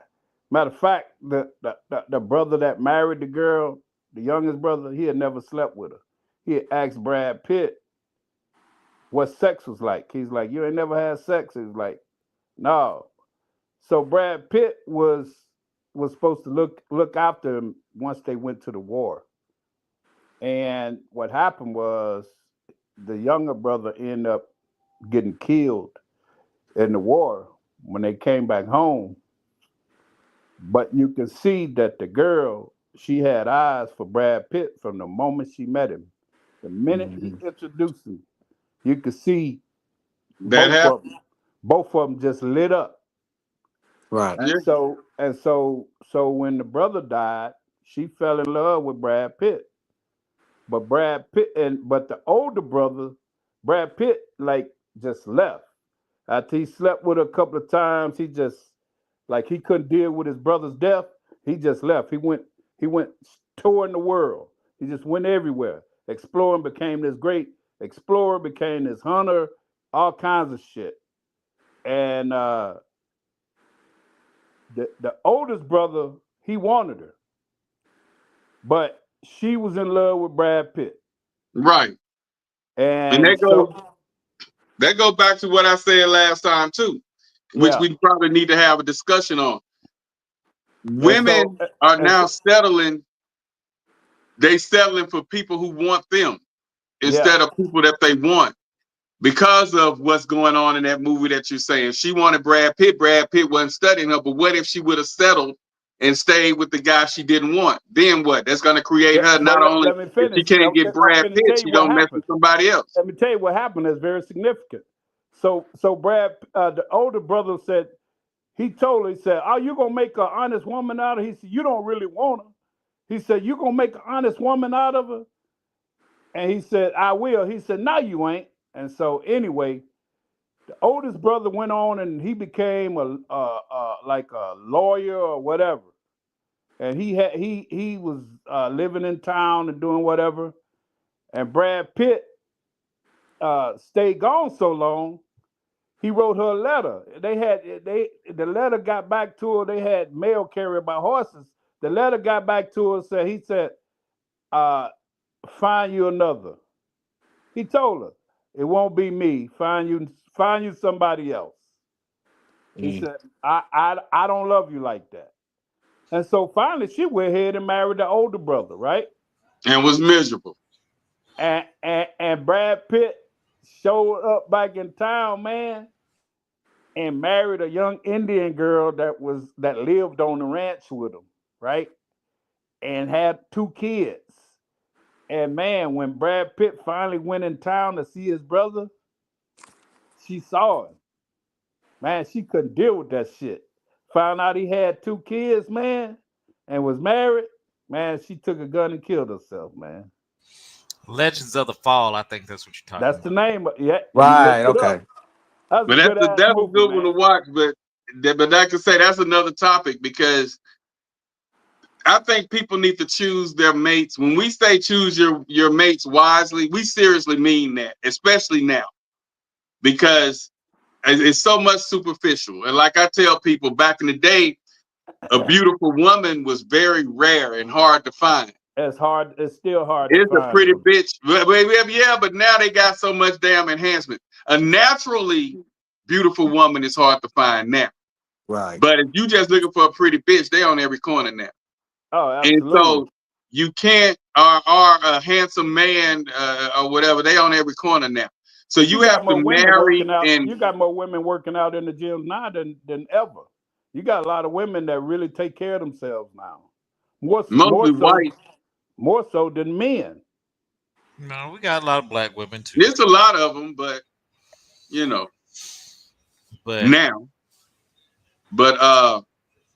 yeah, they need to stop marrying for the superficial, and you won't have those issues where if they gain weight, he got to run to the strip club to find the 125 thin yellow good and going home to 320-pound Bertha.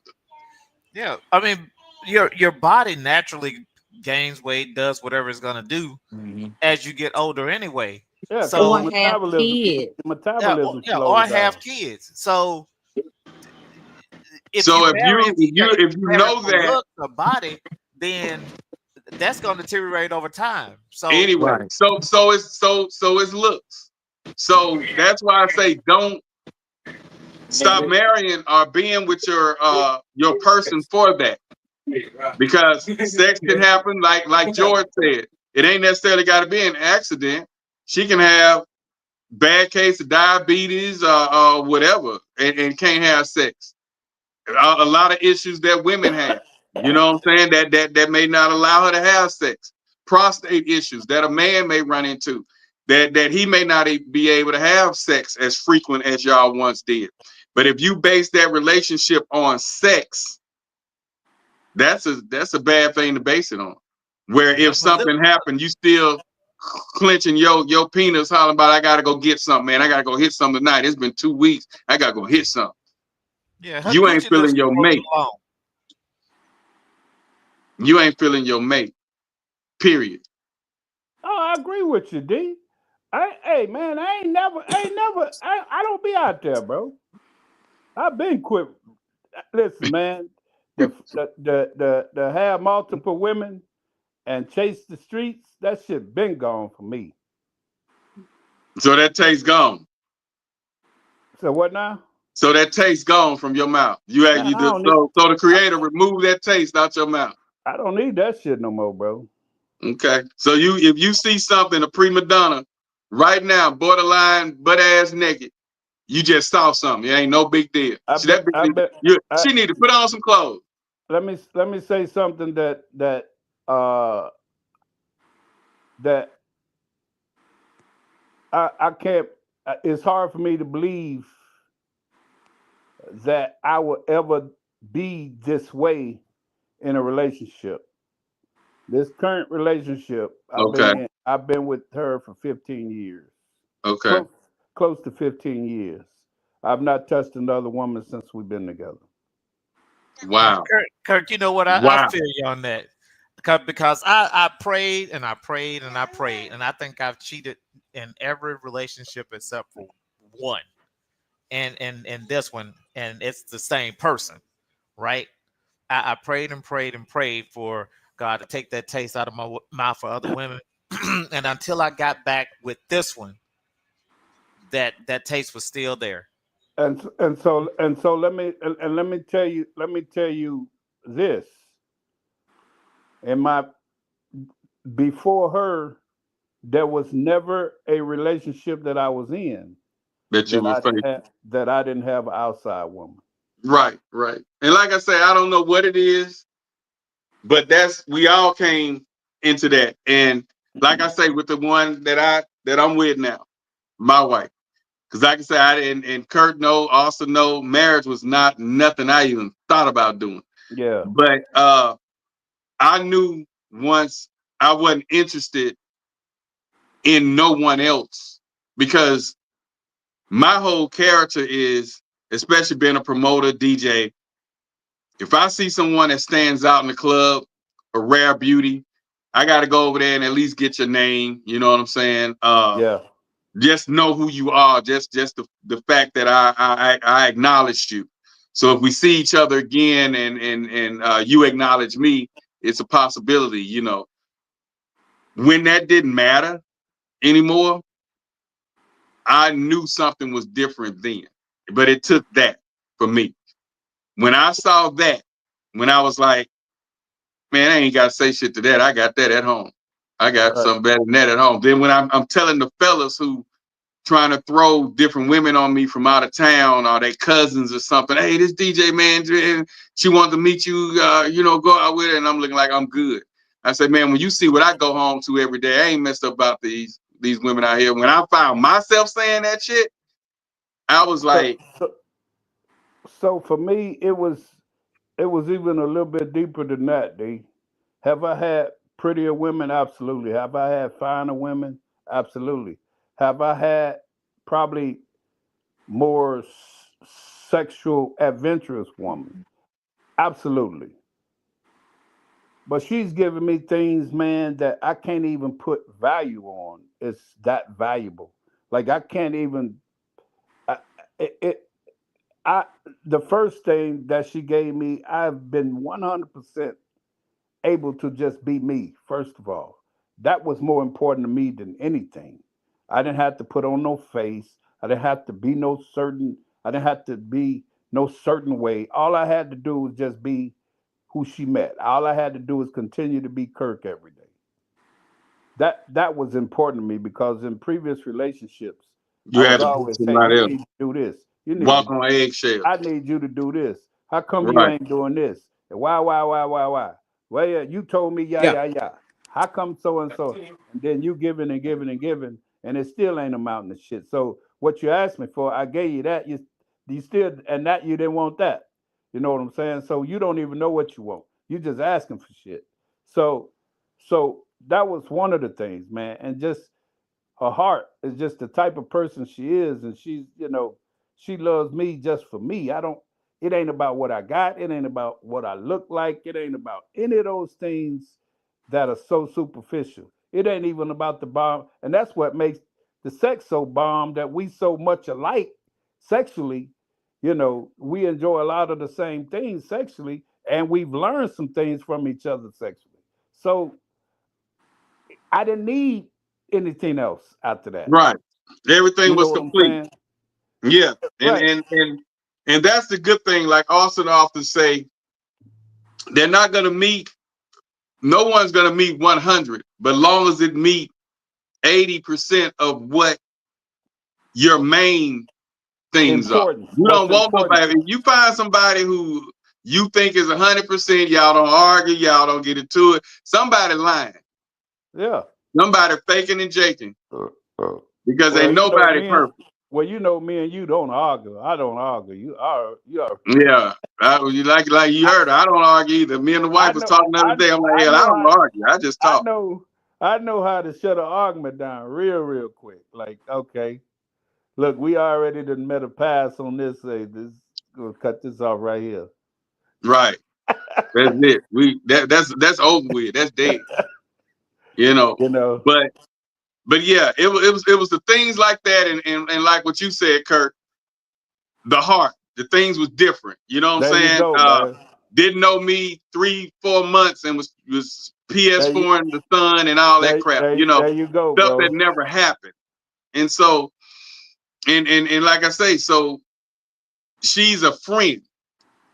There you go. I don't have to stay on the phone with you and my cousin 24/7 like I used to, because I'm in a situation that I need somebody to vent and talk to, and I can't talk to the one that I need to talk to because she ain't got sense enough to understand there you what go. I'm saying. Now you're in a situation.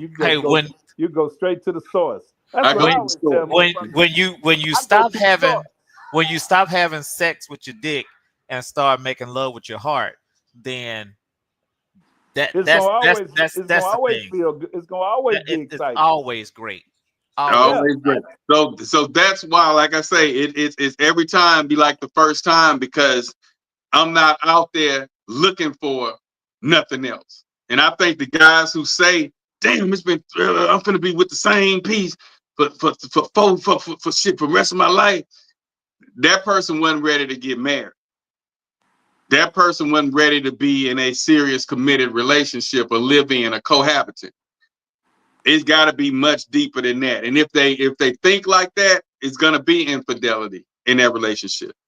Or you have to be strong enough where when your single friends saying, "Man, let's go do this, let's go do that," are telling the female, "You need to do this and meet my cousin that, and they mind on for what? And then they leave that friend alone for disrespecting their marriage. Those are relationships you want to be in. Yeah, it's a guy friend of mine that I work with, man. He came to my house. I had a house full of people, D. He came to my house one night, probably about 11 o'clock, and just knocked on the door. He know where I live, he's been here before. He helped me do some yard work when I first moved over here. He had a truck. I didn't have a truck at the time. And he knocked on my door, man, drunk as fuck, and he said, "Hey, man, I need you. I'm around the corner, man." And I know this old lady that he was messing with around the corner.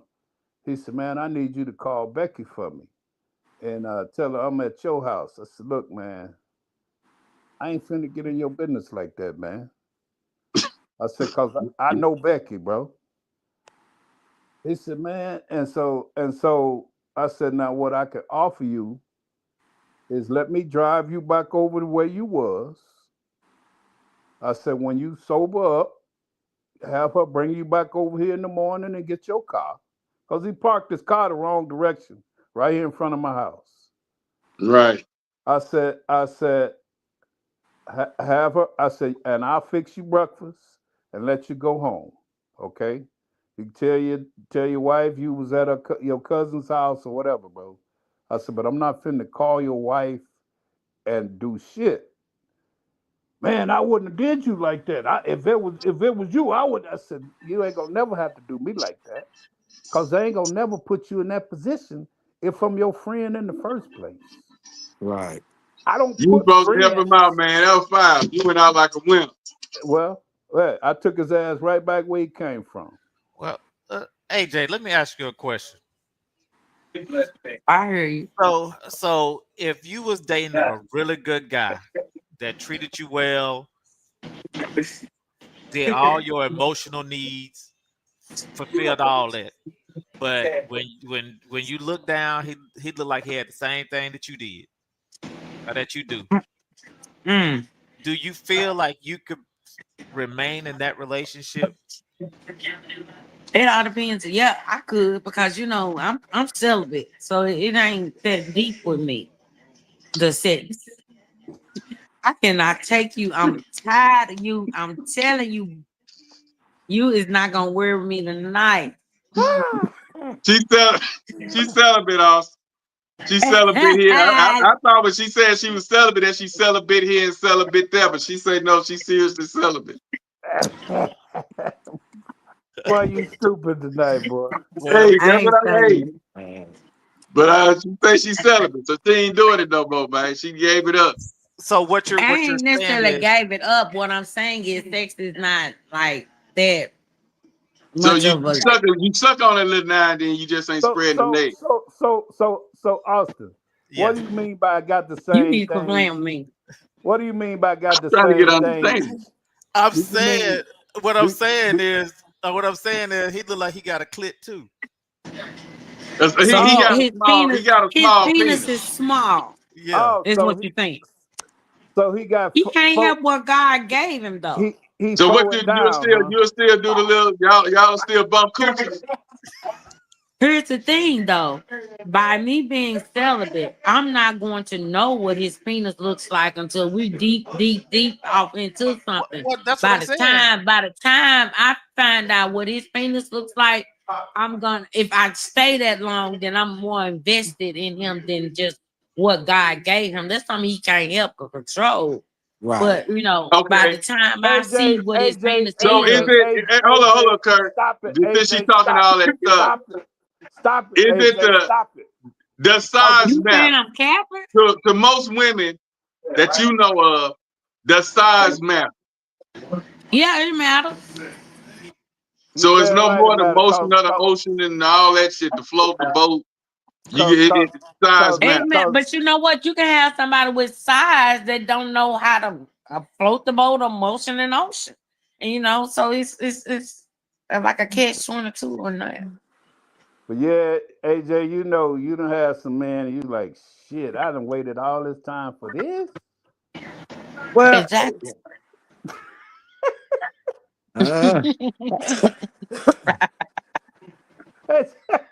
Well, you know what? The thing that's is, why she's celibate now. He done talked all that shit and whether you but whether you behind the wheel of a combat car or SUV, you gotta know how to drive the motherfucker. So well, whatever. But driving is something you don't never forget. Right. I rather have it. Like I said, I'd rather have it and not need it. Hey, but if he coming up this short, he ain't gonna be able to come from behind. And God forbid if they have their ass on. Yeah. You run up in there with that foe and get her warmed up, she finna be mad as hell at you. I just feel like sometimes you can compensate in other areas. Yeah, you gotta have that good. Man, but you can't choke you. and y'all I'm vibes not got gonna a flat take you. You're ass. not gonna keep interrupting me every time I'm talking with you like I'm capping. Okay. But what I'm saying, man. but you say But the I same have in thing. the past, like, okay, that's a requirement. That's part of the application process. Let me see what you work with. You see what I'm saying? Yeah, but Been you there, can be, done that. but you could be a man Wow. with a woman with a bad body, and well, with a quote unquote bad body, and still love her and still feel her. If you feeling her emotionally, then that flat booty Yeah. might not matter to I you so mean, much. and And that's what I'm saying. You what can't if she marry them. had You can't a be with pretty them because of decent their body? body. What if she It got had to a be pretty somebody you like. decent body, and then she got pregnant and had a couple of your babies, and then so her body ain't the same no more. You have to love her for her being. Right. Exactly. And that eliminates all that other, whether she get in the And house that fire, goes the have an same accident, whether she's for what cooking his Right. penis size is. That gonna go the same for what his penis size is. He can't Well, help out what God. I mean, I'm sure if he could have, told God, hey, I want this, he could have required and requested what he wanted, but that ain't how it goes. So, that's what God gave but him. if that's a deal breaker, It's not a deal breaker. okay, small penis and good sex is two different things. If he got a small penis, but he know how to, I guess, work his hips, I don't know. He might know how to work his hips, his mouth, his hands, whatever. You know Okay, what I'm well, saying? it's whatever floats the boat. But if that's a deal breaker, if that falls into your deal breakers, then don't even waste your time If with I'm that. feeling him, wait a minute. If he's a man and he hitting my top 5, which is character, fearing God, and got integrity, and he honest and he trustworthy, right? And you think I'm finna knock him or stop talking to him? Because he got a small penis. No, I'm not. You ain't gonna stop talking to him. And you ain't gonna cheat older on him. now. I'm not shallow like that no more. But back in the day, you would have left his ass high and dry, right? It would have been it would have been part of the application process. So AJ, so now you're saying you deep. You're not shallow no more. You deep. No, I'm just saying it's just I'm on a different level. I mean, I'm grown up shit. I'm just saying the shit I used to do no more. Used to do, I don't do no more. Yeah, people's was needs married change. before? But here's the thing: people's needs I've been change what? over time. You were married before? Nope. Oh, okay. But people's needs change. But we see people's requirements, especially sexually, they change over time because you change, your Right. mindset change, your body Right. changes, you grow. So something that you did, like things I was attracted to at age 25, at 47, that shit don't phase me no more because I One changed. of my sons told me, I was attracted to her when I was 16. Here I am, 25. I ain't attracted to her no more. It's different, but it's still the same girl. So I get it. Right, you change. That's why a lot of marriages end because you get married. That's why I tell folks don't get married in your 20s because who you are in your 20s ain't gonna be who you are in your 30s and 40s. So But if you take your can't time be and get to know somebody yourself. that can grow, usually Right, yeah, people yeah. when they get But you married know, in their 20s, they grow together. right, but most people nowadays too emotionally lazy to do that. You know what I'm saying? That's why the divorce rate's so high. People just figure, well, I ain't happy. I hate hearing this shit. I ain't happy, so I got to get divorced. You know what I'm saying? Yeah. People not willing to try to grow together like they used to. And we need to talk about that. That's because social media plays a big part in that too. True. A big part Because in you that. got to all these amen choirs, girl, you don't need him, man, you can do better. You listen to folks that really don't give a damn, and you thinking that's the gospel because you see it on social media. Now see what happened. Folks fall in love off of some rock and baby oil. And All right, now leave my man alone. Free Diddy. I don't post anything, message anything, do anything that would cause me concern. My husband can be right over the top of my head, anything I type. If I'm getting ready to type something and I would want to look over and see if he's there, I don't type it because he's number one. He's number one out of everybody. And the minute you start taking your problems and disseminating it to the world at large, even if it's your family and friends, he is no longer number one. He's number 17. And when your man or your woman is number 17, you can't keep him. Just doesn't work out. So no, all that social media, This woman here hit it on the head. The judge. What is the number one thing people like that people dissolve their marriages on? It used to be money. Now I really believe that social media has changed the entire landscape of relationships. The entire landscape. I remember when I started on divorce court, you never hear about it. Yeah. Now it's the go-to feel-good device when she's getting on my nerves or he's getting on my nerves. I used to have to leave the house to cheat. Now I can cheat on you sitting next to you. Easy access. I'm with easy access. And we are not creatures willing to deal with a lot of discomfort. So instead of having the argument with you, I go online, do some subtext, Facebook. You know, a guy from junior high says hello, who's not currently getting on my nerves. Next thing you know, or there's an error made. And that's what I was telling George the other week. It's easy for us to say, oh, they was cheating the same thing back in the day. Not quite the same back in the day because they didn't have access. If they wanted to know what their crush was doing from high school or their crush from junior high back in the day, they had they could try to go through the phone book. Well, they still did. I mean, they still did it. They just cheated with the milkman. They cheated with the butcher. I mean, it wasn't as fluent because it was less access. Just like before they created planes, the people with less people going from Georgia to California. But because you know they didn't have the means to get there, had to drive, and a lot of them didn't want to do that 3-day drive. Well, see, part of the problem too. Planes, more people going. But see, not the problem. But see, part of the problem too. Cheating is not shunned like it used to be. It's accepted. If a woman cheats on her husband and she says she's not happy, she's gonna have a million people in a thread saying, "Girl, I understand you not happy, do you?" AJ gonna be the first one in that. Girl, I get it. It's the same way with me. It's the same way with us. I'm very faithful and devoted, honey. Yeah, but if you see a woman say she's not happy, see, they don't have to fight for that relationship no more because they feel like they have. I more or less want to get to why you think you're not happy. What's going on? Yeah. Let me help you. Let me help you talk through that so you can decide for yourself really what you want to do. Mm-hmm. And you know, a lot of people do not do premarital counseling now. No, or, we don't. And serious. And you don't have friends. You don't have friends that check each other. That they say, hey, you know, no, because they can maybe you need, or better yet, check because on each most other. of them single anyway, and they jealous of your relationship. Well, yeah, and see that this is something that I want to bring up.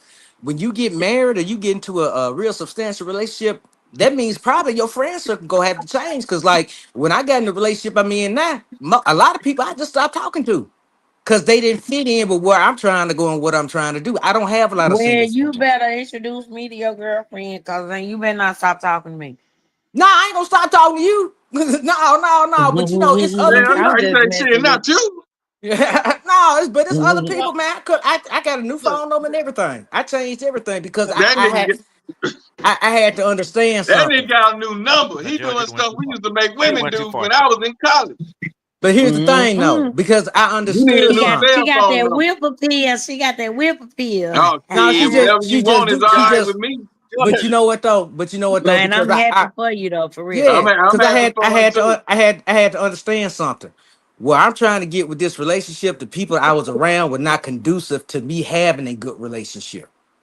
So I had to choose, do I want this person that's really kind of toxic and fucking me over, or do I want to have this relationship that's giving me what I need? So sometimes that's where marriages mess up. Sometimes you can't hang with your high school friend when you married because your high school friend still on that rah-rah shit. You can't do that. Yeah. But like my she thing said, is, and the thing, your mate should be number one. Right. What you saying, Austin? The people that I've dealt with, friends or whatever, they respect my relationship. Right.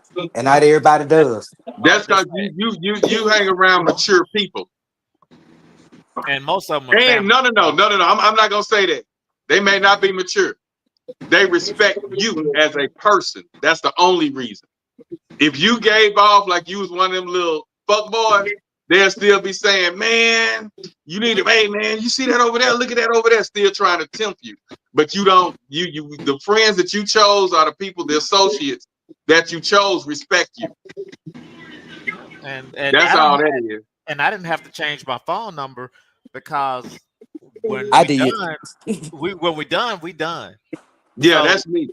Well, I had to change mine because I knew some crazy motherfuckers, so I went ahead One and just thing changed mine. about Austin and I, we don't play. Right. We like tip for tat personality type, and once it's over, it's over. We ain't never had no crazy ex coming back trying to do no crazy stuff, trying to contact who you talking to, and we don't play. And they know that. Right. And we're respected like that. Right. You know, so the women So you do. ain't never had your tires slashed or your windows Hell no. busted Have I caught a murder charge? Have I caught a murder charge? I don't play, period. Well, it was. Well, I'm gonna say this. That's what was easier for me. You know, that's what worked for me, and it helped me set a precedent in my relationship because I was able to go to my girlfriend and say, "Hey, look, I'm committed to what we're doing. I'm willing to make these adjustments, do things to optimize what we got going on. So things before the first of this year, I had to let them go." Oh yeah, No. I mean, I didn't change the number, but I did let mine know that I had loose ends to clip. And when I saw that she and I were building something, I had no problem clipping them loose ends. Clip. Yeah. And then and once I clip, they know not to call me no more. That's a wrap. No texts, no this and that. If they needed CDs made or needed me to DJ, they'll get a cousin or somebody. Hey, you know, Sheila wants you to DJ for her. Mm-hmm.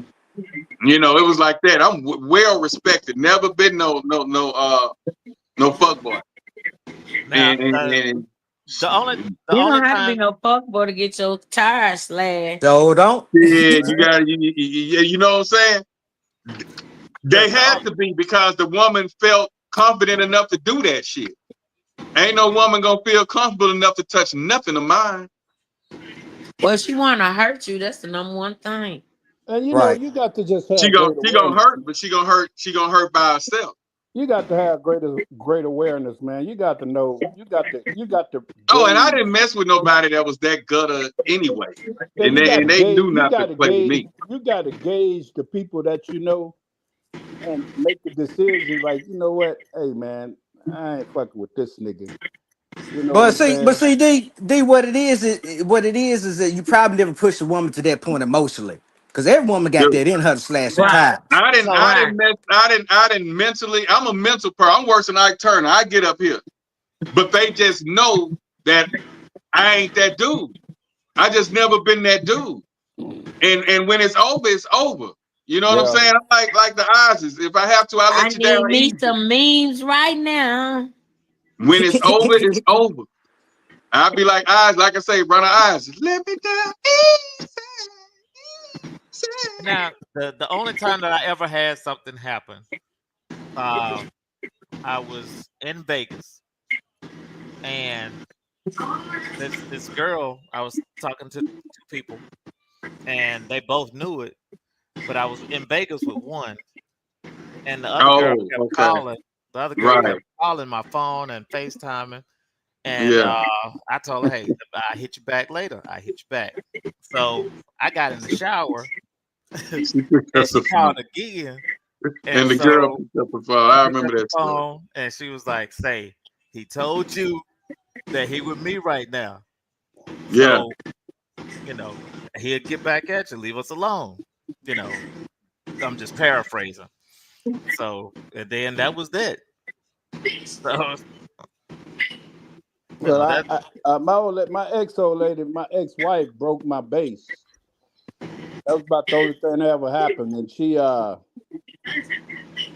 didn't know it was broke, you know, until I picked it up, because I used to, like, I get off work, I play me a couple of songs, you know, I pick it up, they want to play me something, and I'm like, what's going on with my bass? You know, and I turned the light on, and I saw the hairline crack in it. And I asked her what happened. She told me, I said, you ever touch my shit again? Ever. And when I said that, she knew I was serious. I never had a problem with her touching something of mine again, you know what I'm saying? Yeah, well, I mean, she get a pass for that. She get a pass for that, and that was your wife, so she get a pass for that. She don't get no pass. She broke my shit. She got a pass because you told her don't do it again. Yeah, so that was her pass. Hey, it was to keep you choking her ass out, cause I was real ignorant back then, boy. You know, and so because I was doing other illegal things, I didn't want to bring the law to my house. Well, so you gotta pick your battles, cause see, I got dope in the house.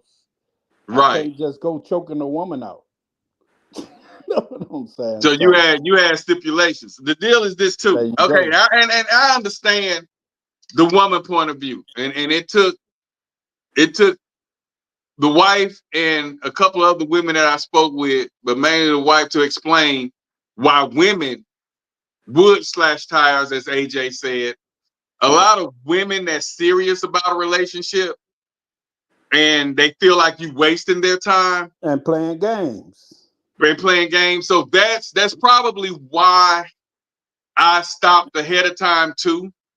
Yeah. Because if you wasting somebody's time, like George is super, super serious about his time. My wife is super serious about her time. Me, I'm Gemini. I go with the flow. You say you don't want to be together tomorrow, I'm like, okay. You know what I'm saying? Fuck it. But a woman, especially if she's into you and trying to look at you as far as being a leader, she puts her life on hold. She had another career goal and she canceled her career goal thinking everything gonna work, similar to what George is doing. If that person proves to be untrue when you gave them so many opportunities to say this is just not for me, I can see a person snapping, slicing tires, busting car windows out. Like, what's the girl I bust the windows on your car? Well, who's that? But I could see that because I listened to the lyrics. Did I deserve getting my bass broke? Absolutely. Okay. See what I'm saying? So you understood. So yeah, I get it. It just never really been done to me. The worst thing was done to me was she slammed my laptop down one time. And but like I say, that was at the beginning, and we ain't never had that issue again.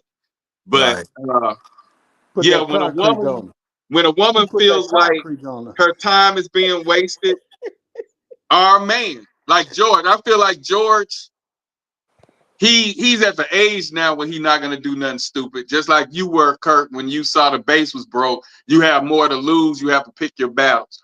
But had she picked a 31-year-old George, and he gave up everything trying to be in this relationship, be loyal and true, and he found out she's going behind his back, messing around with somebody he know, a friend of his or something, I can see him snapping because he done been through hell and he's finally trying to trust again. So I get it. Right. Yeah, I get it. Yeah. Don't snap, George. Don't snap. I ain't gonna snap. I might crackle a little bit, but I ain't gonna snap. Yeah. Look, you have a problem with her, you let me know. Okay, I will. Of course. My relationship is for me, not for social media. You agree with that? Of course. I have an issue with that. Don't try to make your relationship official by doing it on social media. Are you posting to make somebody else jealous? Wait a minute. Social media is probably like the biggest portal to cheating, because if someone doesn't see that you're with someone on social media, fact, girl, that won't they gonna think you're single. Of course. That's the problem. That's the problem with posting your business on social media.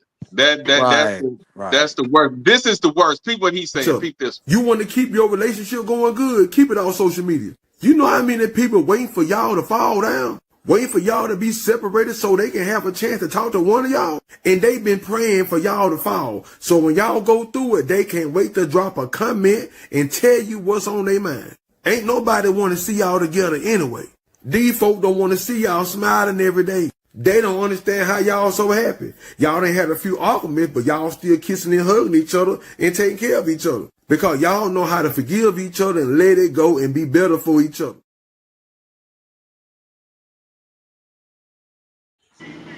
And plus, from what I hear, the dating market ain't nothing out there now. George, you was lucky. So if this work out, which we all pray it does, you need to, and you already know because you tried getting out there. Yeah, it's nothing out there no more, man. It's not. It wasn't just a matter of luck though. Too, I had to spend the last couple of years working on myself. I focused on myself. I worked on myself, so that way I was at a point where I could see something good. To me, the first started doing this show would have messed this up. But if you're not working on yourself, you ain't gonna see nothing good. Hey, like I was gonna make a joke out of that. About George. Yeah, like a boy on the 5 Heartbeats. George was very, very, very, very bitter. He was the bitter brother when he came on here. Hey, what very boy said on 5 Heartbeats? You ain't gonna be shit, cause I ain't shit. Boy, you crazy. I used to post with my ex. As soon as those posts came down, people that I hadn't talked to in years reaching out, oh, are you guys not together anymore? Oh, did you break up? And I'm like, why do you care? Why are you even asking me? I haven't talked to you in years and you're asking me this? Like, why would you care? And then how do you know? Obviously because I posted it on social media. And I've talked about this with friends, and I don't know if I want to be posting these personal things for the whole world to know, because this is my life. You don't need to be knowing this. Well, yeah. That's why I don't post a lot of my personal things on Facebook. Every blue moon you'll see some anniversary, maybe a birthday, she'll be included. But other than that, it's my DJing, it's my podcast stuff. It's promotion related. It's promotion. Yeah.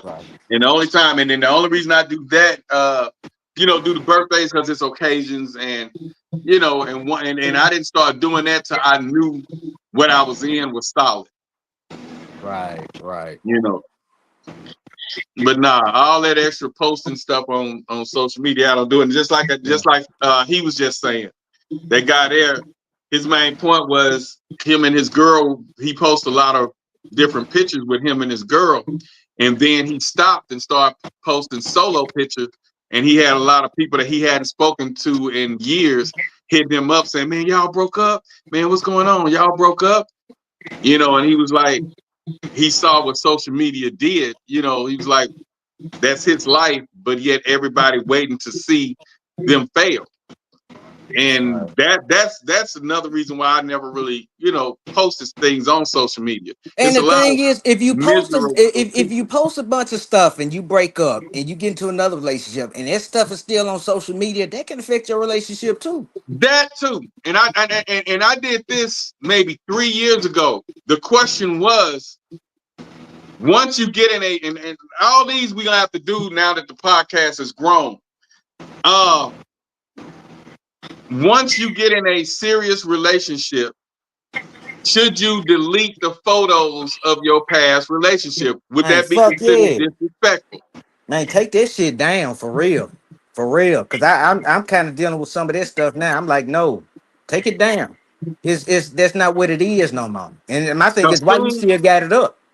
Soon as my girl, she be going through her spiritual phase, and she'll detox herself from friends and family.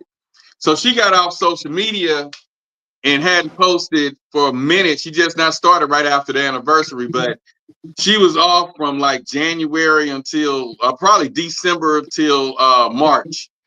And people was hitting me up, man, she ain't posted in a while.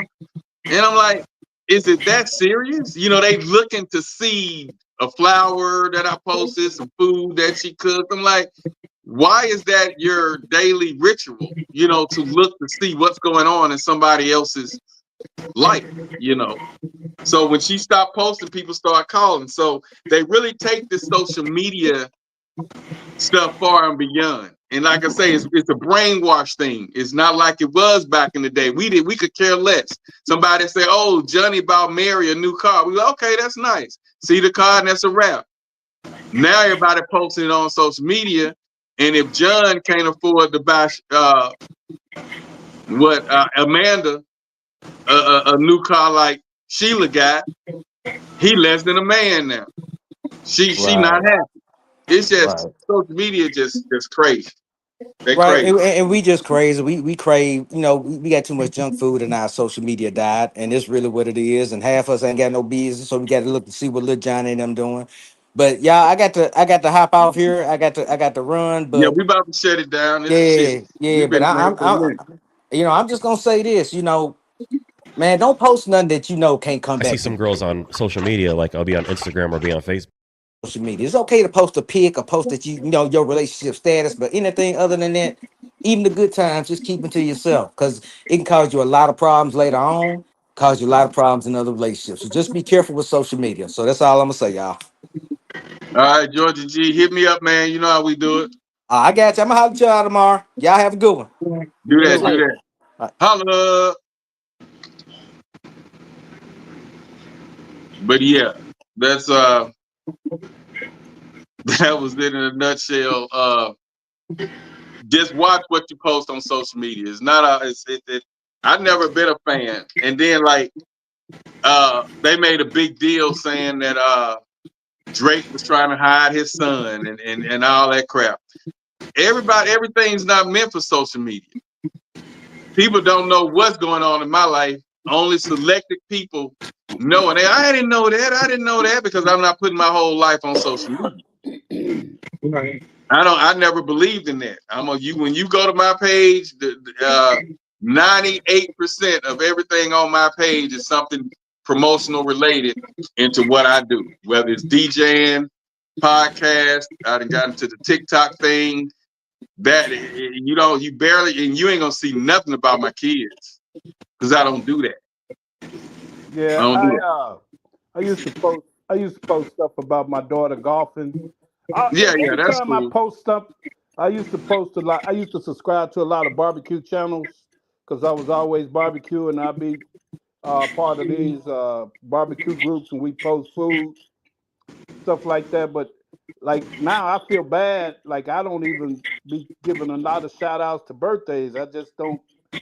Right. You're not a social media type person. And I'm barely on there. If it wasn't for promoting what I'm trying to do or get people to see, I would never be on social media. Yeah. And sometimes, just like today, I had to say, let me go ahead and post what the topic is, because I forgot to do it for 2 days. I kept saying I need to post, but then I started doing other stuff. And so the day of, I say, shit, I gotta send this out to everybody real quick. Yeah, so, man, I wanted to write. I was intending to write down the OnlyFans info down, man. The numbers are staggering, D. Staggering, man. That girl that it was a girl who killed that dude. She stabbed that dude. They showed a picture of him in the elevator fighting, and he was messing with that black dude. He was messing with that OnlyFans model. And they got into a fight, and she stabbed him to death. But prior to that, they showed him in the elevator. She was just swinging on him and stuff, fighting him and stuff. He was just trying to keep her off of him, because you hit the woman, you get in trouble. So anyway, later on, after that argument, they end up she stabbed him to death. She was making $30,000 a day on OnlyFans. A day. She was making like over $3 million a month on OnlyFans, just for nudity. Just for nudity. And like you say, it's a lot of married men, so yeah. So man, we just live, and then man, everything is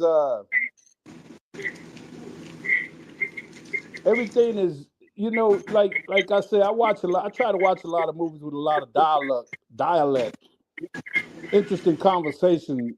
I like to hear I want to see the actor's skills. Everything's visual, everything's explosive, everything's shoot 'em up, bang bang, blow it up, rinse a car, flip a car, voters building up. You know, that's the way movies are now. And so I just so much stimuli it just don't do nothing for me, man. You know what I got into lately? What's that? I've been watching them accountants with Ben Affleck.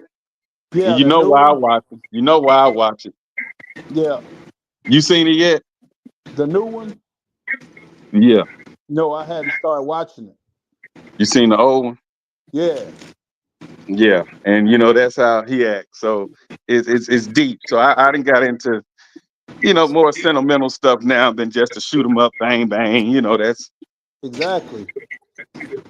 So I feel you on that. I just started watching a new series called Mobland. Cause I always like me some gangster shit, man. Oh yeah. And they going at it on Mobland, man. But there's some really good series out there, man, worth watching, man. What is it on Netflix or what?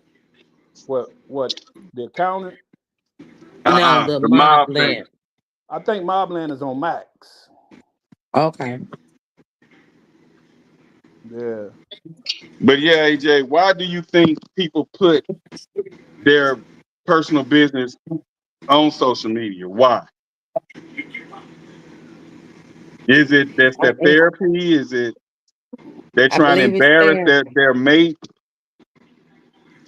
It could be a little bit of all of that, but a lot of therapy. People don't do therapy, but they'll go and tell all their business on social media. So, I mean, go figure, So I just think that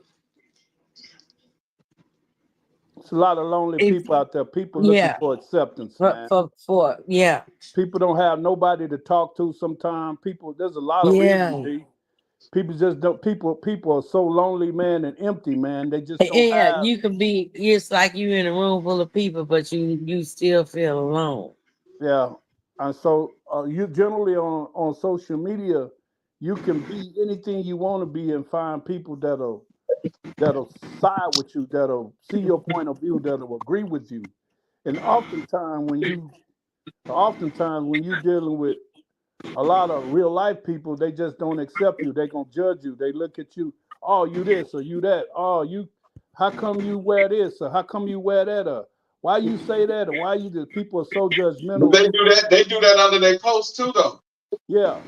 But for the most especially part, now that you got the troll generation out there. Anything you post, they're gonna find a reason to troll. You could post that you couldn't breathe and they had to cut a hole in your throat. They're gonna be laughing, saying, "I bet you talk like Roger Troutman." But what I'm saying, for the most part, you can find people that will ride with you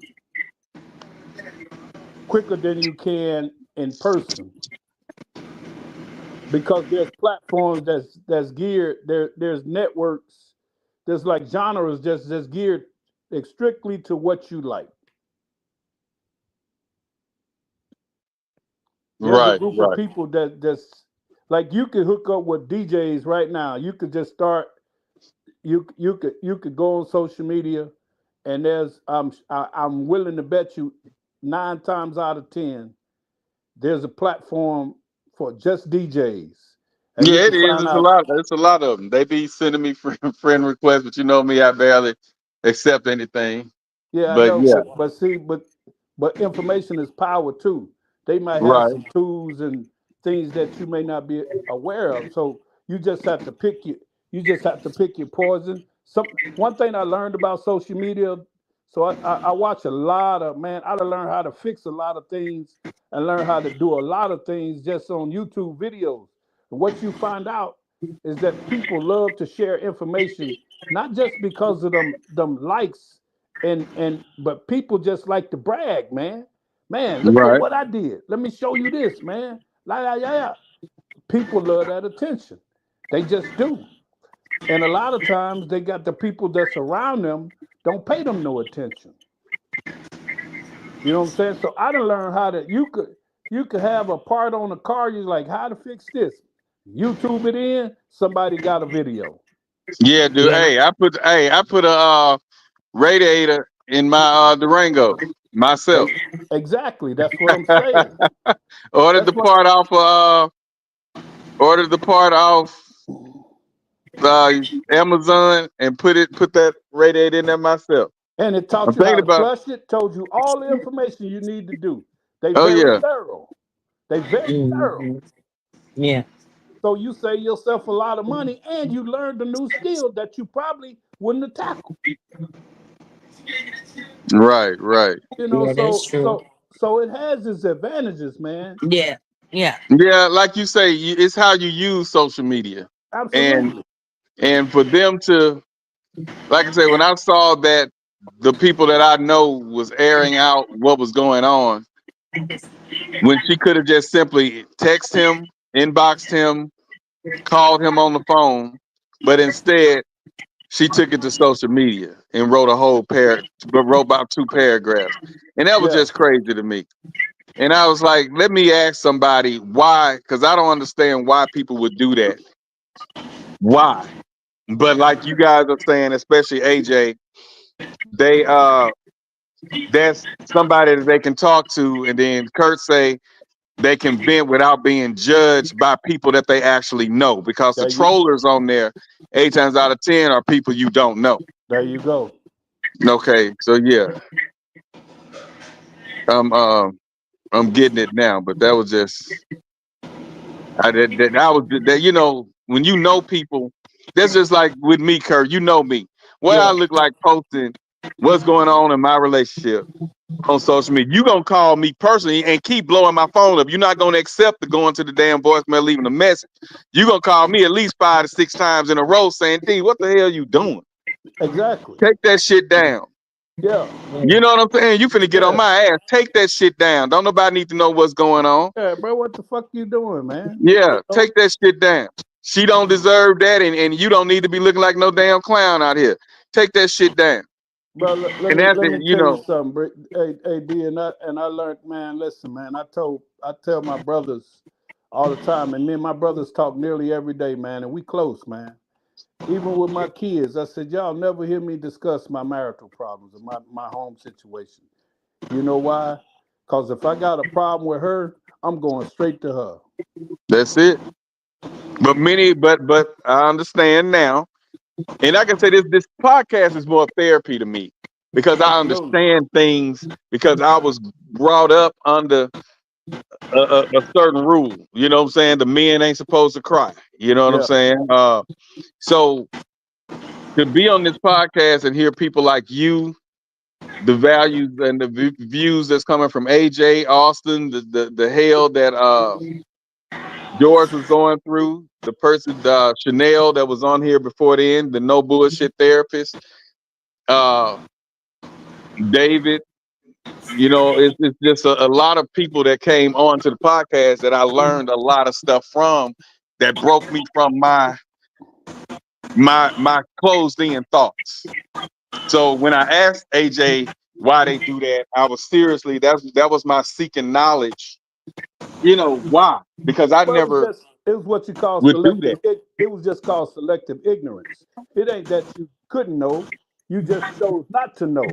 And that's, you know, and when you say somebody selective ignorance, it's not a negative thing. It's just that, hey, I choose to not know. You know what I'm saying? Right. Ignorance means ignore. That's what the word comes from. I just choose to ignore it. You know. And so you've just grown, man. Like I said, I've been knowing you a long time, man, and just from, you know, reestablishing our connection and just talking to you and just hearing how you talk now versus how you talk then is night and day. And you still, but here's the kicker part. You still have the same core values. Right. The core values didn't change. It's just I just got wiser and know what to apply and what not to apply, when to apply. Right. I'm still that same person. I just know when to turn it on, when to turn it off. How do you made some adjustments to include someone other than yourself. You you took someone you because you got other things now that you value, you took those people and those situations in consideration. So you can't always be like I can't always be the cowboy. I got to be the lover sometimes. You know what I'm saying? I can't always be hard all the time, just hard. But I gotta stay wise. See, and so core values mean I stay wise all the time. You know, so you just have to keep it with understanding that yeah, I can be romantic and I can be I can show my vulnerabilities and I can be trusting and all of those things. But I'm still gonna gotta be be me too. I still gotta be me. I still gotta be the man. I cannot be anything other than the man. Period. That ain't that I can't be the woman. And I don't mean that in a negative way. And because I can't think with the type, and what I mean by like I can't be with the woman, I can't think with the type of emotions that she used. Right. So that's what I mean by that, AJ. I don't mean that in like I can't think like a woman. Yeah, I could think like a woman all day long. Right, because we know how they think. Yes. But women think more with their emotions. There you go. I have to always apply logic to my reasoning. Right. And that's what I like too about my relationship. She able to be that mother, you know what I'm saying? That mother that wants them to stay at home when they get a sniffle on when they get a little sniffle. Yes. I'm that man that say, well, go ahead and go to school, and if y'all not feeling well around 1 o'clock or later on, give us a call and we'll come get you. But at least I'm teaching them. That's the logic part because that's the logic. You teaching them to push through because of how you feel. If you ain't so sick, because if you could stay home and feel good and be happy and play video games and all that other shit, then you could have went to school. See, you already done peeped it because you done seen it already. I've done last time we let you off, and my wife went to work and you was at home and I stayed here with you. I peeked in on you. You seemed like you was all right to me. Right. so yeah, and that's the fun part about it is she able to be her mother and I'm able to be the father. And you know, and every now and then, even though, you know, like we say, Kurt, man of the house or whatever, every now and then, if her idea is a little better, I roll with her idea. Every now and then, but the buck stop here though, goddamn it. Right. Because at the end of the day, AJ, I'm going, like I said, being that I'm a logical thinker, I'm going to pick the best scenario that's going to work out for both of us. And you can best believe at least 30 or 40. It just depends on what it is, because if it's something that I can think of real quick and is logical, then I don't have to just keep pondering on it. But if it needs a day or two, it's gonna get a day or two. I don't make quick decisions on expensive or challenging situations. Some people say, "Hey, I need to do something right." I don't. And listen, I'm not very reactionary like that. And that's what I was saying about relationships too. A lot of them jump on this social media thing. We broke up. I'm single. We broke up. I'm single. And then the next month or two, they back together. And what we're gonna talk about next week, gang, because we about to shut it down, is letting outside people in your relationships, like your moms, your dad, your friends, your cousins, your co-workers. I don't think they need to be in your relationship. Right. Like you said, Kurt, you don't discuss anything dealing with your relationship, whether it's finances or whatever, with anybody. That shouldn't be something that nobody else needs to know but you and your person. And if you can't talk with them, then you with the wrong person. Right.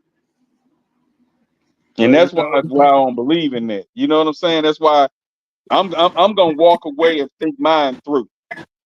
And if I post on there I'm single and I'm taking applications, you best believe nigga taking applications. Yep. It ain't no I got mad and now I'm putting some shit on social media to get at her. None of that. If I say that shit, I mean, hey, but you know, if your woman really know you, they'll know you don't lay threats. First of all, I ain't finna be laying threats on you. Hell no. You know, and I ain't finna take no threats either. Yeah, you know about me is that I mean what I say. And I remember her sister tried to tell her, she said, Kirk will have a fit if I loan you this money. She said, well, don't tell him. She said, shit, you crazy. She told her sister. She said, I discuss everything with my man. Fuck wrong with you? She said, that's why you got problems right now.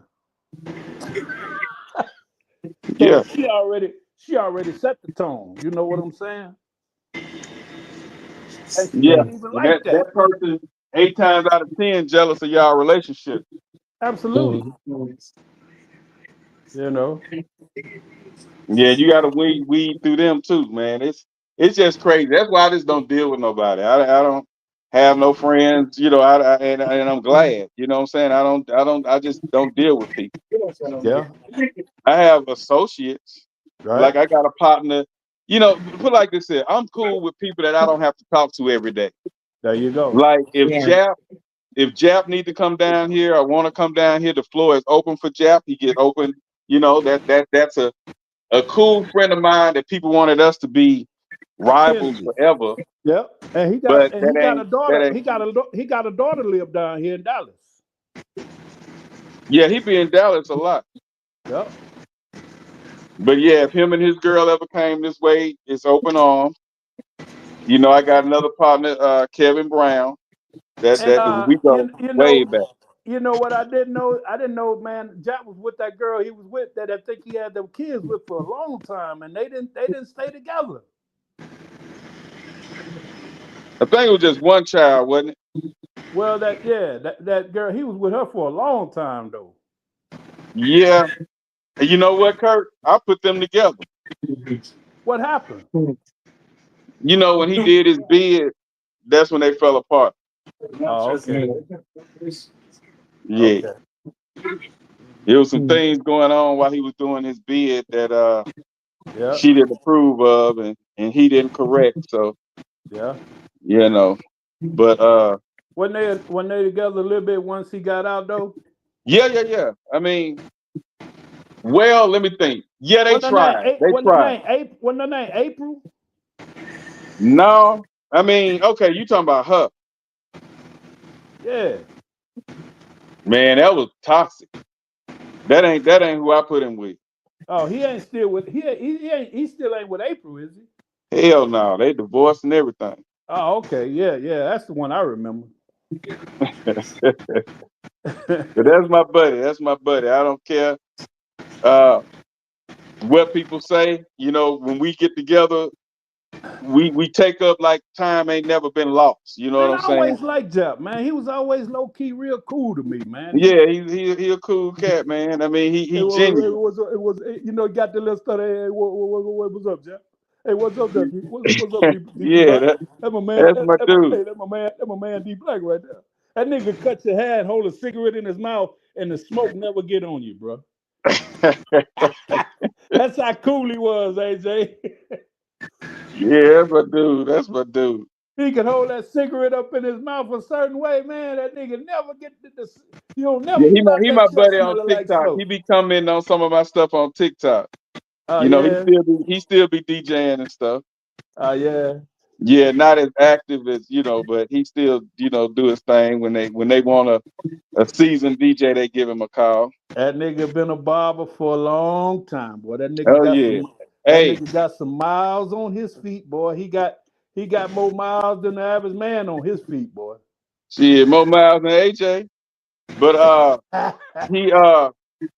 he cut Kid designed Kid and Play, and he cut them in my head, and I won senior slides at my senior year. Oh, okay. Yeah, that's how far we go back, man. That Hey, dude there. that nigga smooth with them clippers though, boy. That nigga Oh country yeah, now, boy. that's my dude. But on that note, Kirk, give your final views on your business on social media. Yeah. What's the do's and don'ts of putting your business on social media? Well, once you, there is no do's and don'ts. Don't put your business on there, because once you put your business on social media, it's no longer your business. It's the business of anybody who want to use it for whatever they want to use it for. Social media can be fun for family and friends and keeping up. It could be fun for. It could be profitable for advertisement and networking and stuff like that. And you just have to use it for the right adventures. But it's not a place where you need to search to get answers for important situations revolving relationships. It's just not the place.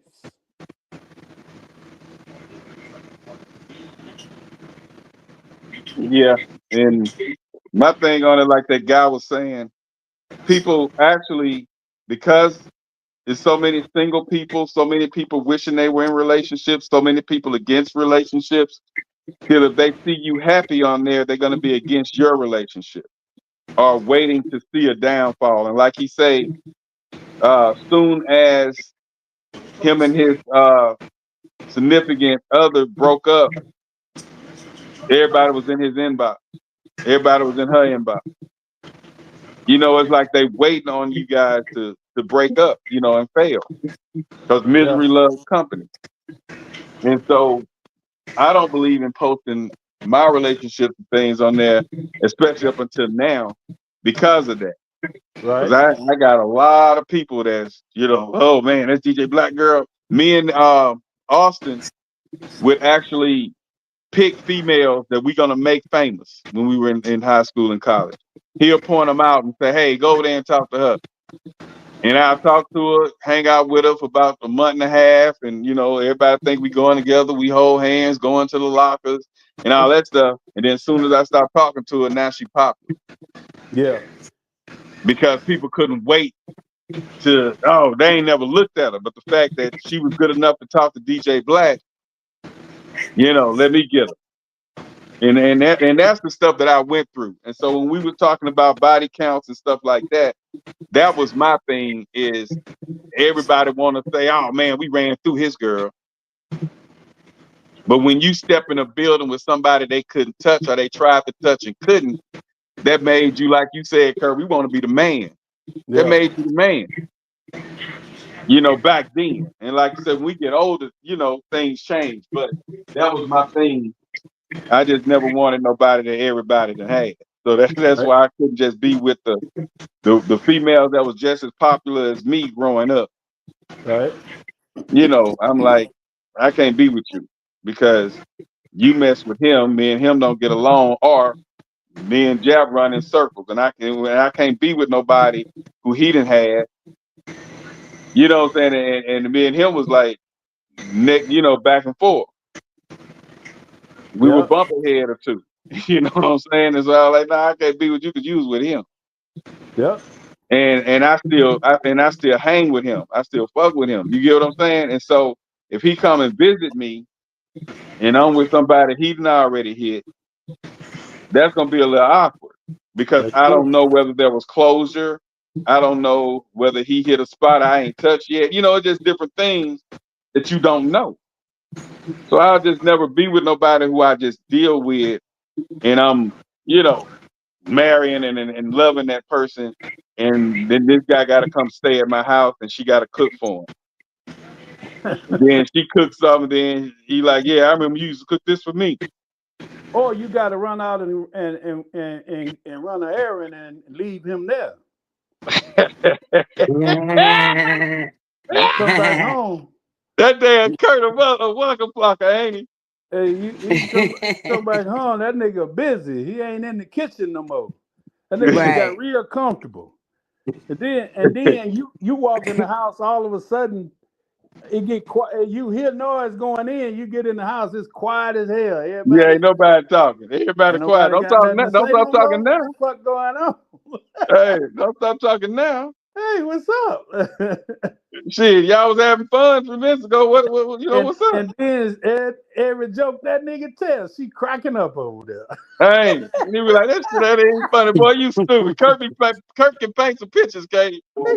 Yeah, he got some hypotheticals for you. Yeah, he a good painter now. Hey man, hey man, listen here, man. I read a lot, man. Hey man, I be exploring life, man. I'm telling you, man, it's a lot of shit out there, man. Boy, you crazy.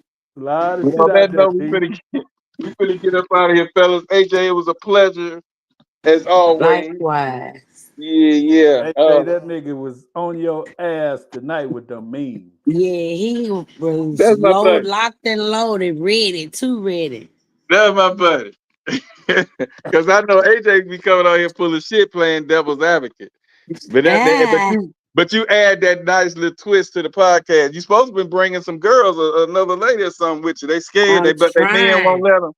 They men won't let them. AJ, look, AJ, look, man, look. So I can remember when you first got on this podcast. You sure is.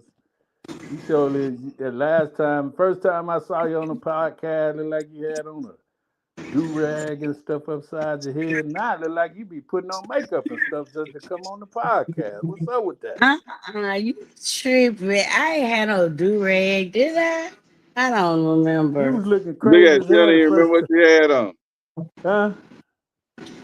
So you don't even remember what you had on. You was kind of looking like you didn't give a damn that first time you was on the podcast.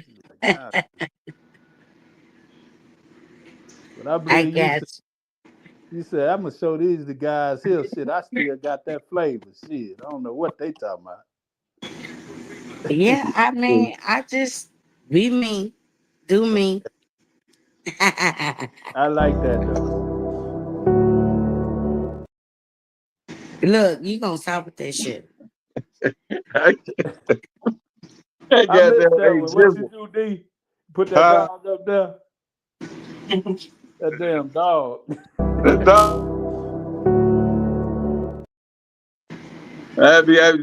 AJ, I have to take a sip. You see, every time AJ talk, I got my cup up to my mouth. I have to prepare. Man, you know what, man? I feel like, man, you know, I used to really like Cat Williams, and I like his comedy, man, but that nigga a hater, man. To me, D, that nigga a hater, man. I can get that. What else can I ask AJ? Oh, I might go on Saturday. I've been busy doing a lot. Y'all, I might go on Saturday with my DJing, and if I do, I'm gonna send y'all a link in your inbox. I got Courtney coming down this weekend. Courtney coming down. I'm gonna be busy. Matter of fact, I've been doing a lot of cleaning this weekend. Courtney coming down Friday. His wife, her first cousin, her husband, her name Woozy. They live not too far from me. Her husband named Rob. He getting his master's in pharmaceutical license. Okay, that's what's so up. She already making $200K, and he's gonna make that paper too. Mm-hmm. So that's what's up. You gonna be with them? And so they yoke themselves with people who trying to do shit. They trying to open up Woozy and Courtney's wife Q trying to get a esthetician school, esthetician boutique together. Well, they do Botox pay $8,000 per session. Just shooting that shit in somebody's eyebrows, that's $8,000. Mm-hmm. That's crazy as hell, man. Yeah. Hey, them white folk gonna pay it. Yes, because they done went to school for that shit. Yep. That's it. Well, on that note, though, yeah, I'll let you know though. And then while you entertaining them, you can put me on the TV. You know what I'm saying? And I can DJ for them for that hour and a half or 2 hours. You know what I'm saying? All right, black. All right, yo, it's been a pleasure, man. I get it, y'all. Shout out to A Jizzle. Shout out to the Kurt, the Captain Kurt, and Austin, George. Like I say, the No Bullshit Therapist. Shout out to Lotus Flower. She was coming in a little bit tonight and everything. So just hold it down until next week. Y'all know how we do it. Hey. What you think, man? I've been in the polyamory lifestyle. I can't even say lifestyle because it's not a lifestyle. It's a way of loving, not a way of living. I've been polyamorous for about 10 years now. And the mindset for me is mentally, I think I've been polyamorous longer than actually practicing it because I've always felt that this monogamy just doesn't fit for me. Right. I don't understand why I have to only love one person or why I can only show affection for one person. Where is this written? Why do I have to go along with what the societal standard supposedly is? Right. And then the problem comes when you love somebody too much. When you let yourself love somebody too much, and they don't love you the same. It's not even matter whether they love you back or not. They can love you back, but it's still unhealthy to love somebody that much. Which I understand that ideology of that. Well, I can't have. I might as well. I've been there. I know that. But at the same time, you have to realize, what your culpability is in a relationship going, however it went. You start thinking about, well, damn, I did this. So, you can love somebody too much. And then, that complicates things for us men because we already have a hard time forming those emotional attachments. You already told don't do that. The missing link to that goes back to a time before we were even talking. Why doesn't my father is that a protection for me? Right. Or is that the way he was raised? Or maybe somebody hugged him one day, a man hugged him. I'm not saying this is what happened, but I'm just saying we got No, but there are things that could have happened that absolutely that caused him to be the way he is. Made him feel weird, needed. Right. So the things that we think are sometimes a rejection or a lack may have been a protection.